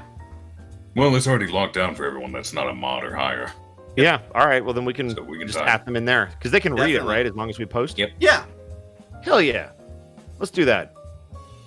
Yeah, so you might see us doing that a little bit later. But until then, where can they find you, Arcol? Ugh, you caught me while I was yawning. Damn. You can find me on twitch.tv/Arkoff. Tomorrow is Murder Cave. Don't know what we're doing yet. Monday evening is going to be Mass Effect. We're slowly working our way through the game. Throughout the week is probably going to be Final Fantasy XIV. Various leveling shenanigans and whatnot. May have some Halo too. I really want to go through Halo again sometime. I'm sorry, you were saying? I mean, send me a message when you want to do Reach. Send me a message when you want to play any of the Halos, even just on a whim. But yes, let's do Reach tomorrow. Fuck it. Yeah, sure. Why the I hell got not? time in the afternoon. Alrighty. Well, I guess people can look forward to that tomorrow. There you go. And then Saturday, of course, is Prince Division. When we're not doing Q&As. That's it from me. Bosco, where can I find you? You can find me at Ed Bosco VA on both Instagram and Twitter, and then right here on twitch.tv/Edward Bosco, where apparently tomorrow I'm going to be playing Halo Reach with Arcov. If you are not familiar with the Halo series, this predates all the Halos. It's a prequel, but it's a prequel done well, and I can't say why, but I'm normally not a fan of prequels. Like, for example, the Solo movie. Decent movie, wasn't a fan. Han Solo can't die, neither can Chewbacca. I don't care if you're hanging off the edge of a train. I know you're going to make it. But Halo Reach is a really good story, and I can't wait to play it. And then every Friday, we've got wrestling. If you guys are wrestling fans, come check out MNW Flashbang. I run a joint show with Kurt for MNW. He's got Warzone on Thursdays at 7 PST on Takahata 101 at twitch.tv/Takahata 101. On my channel, Friday, 5 o'clock PST Pacific time. We do Flashbang, community characters thrown into a pot. And we try to hack the game to do what we want it to do, so I can tell some interesting stories with all of your characters as you role play it in the server, and your actions affect your character, because I'm stealing that from smarter people than me. Let's see, what else? I also play Halo randomly, multiplayer throughout the week, and I also play Everybody's Golf. If you thought it was impossible to scream at golf, you haven't seen me play golf digitally with a game that hates me, because all games hate me, apparently. What else do I got on the docket? Oh, yeah. Twilight Wings. Go check it out. 7th episode. Pokemon. I'm the Cabbie. I'm Corviknight. I'm Charmander. I'm Charizard. Wooloo. A whole bunch of... I'm a ton of things in the whole series. So, yeah, go check it out. There's 7 episodes. They're really good. They're very short. You could blaze through it in like an hour tops. I highly, highly recommend it. And stay tuned to my Twitter for more announcements on cool stuff. Woo! You can find me on Twitter and Twitch at Distortion Devil, where I'm streaming Tuesdays, Fridays, Saturdays, and Sundays. Tuesdays and Saturdays are Yakuza. We're going through the Yakuza series, starting at Yakuza 0. Been pretty fucking fun so far.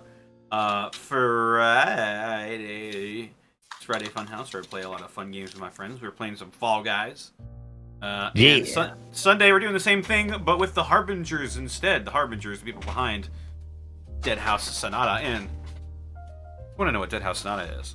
Well, it's only the narratively driven action RPG where you play as the dead to fight the living. You can be a vampire, a ghoul, a revenant, a lich, a wight, a banshee, or a wraith. and maybe a few others later down the line. We'll have to see. But the unique thing about this game is that your choices and actions do genuinely matter. So if you go, say, burn down a village in the first age, that village will still be burnt down, and maybe people will try to recover, or there will be a band of thieves there trying to get as much possible from the burnt remains of the charred houses as possible. But you can do that shit in Dead House Sonata. That's coming in, we're thinking the third quarter of next year is our new, more accurate sort of time slot for this. I will be voice acting in it, and if you would like to purchase a Founders Pack to get access to the very first stage, then you can do so right there at that link that I just posted in the chat. Purchase a Founders Pack, get access to the first stage, be a part of this world. And not only will you be supporting them, but you'll be supporting me as well. Yeah. But that is it. Thank you all so much for stopping by. And I think we're gonna raid. Good ol'. Is he still streaming? He sure is. We're gonna. He sure is. We're gonna raid Takahata 101. And Woo! Borky himself. Our raid message is gonna be. Everybody just ask a different question. Just ask a different question. Flood his chat with different Oh my questions. god, a different question about Borky. Yeah. Let's go. We're going to raid Takahata. Speaking of which, don't forget to come back here Wednesday night at 7 o'clock PST right. for episode 136 of the Unexpectables. I just remembered I can't raid from this channel. Fucking why, Twitch? I don't know. Unless I just can't. put this link in the chat. Yeah. Yeah, alright. Put his link in the chat and everybody click on it. I'm gonna put this multiple times. There we go. It'll make it even more confusing when everybody asks a bunch of questions. Do it. Artificial raid. Let's do it. Let's go, baby. Alright, take care, everybody. Bye. We'll see you later. Bye-bye.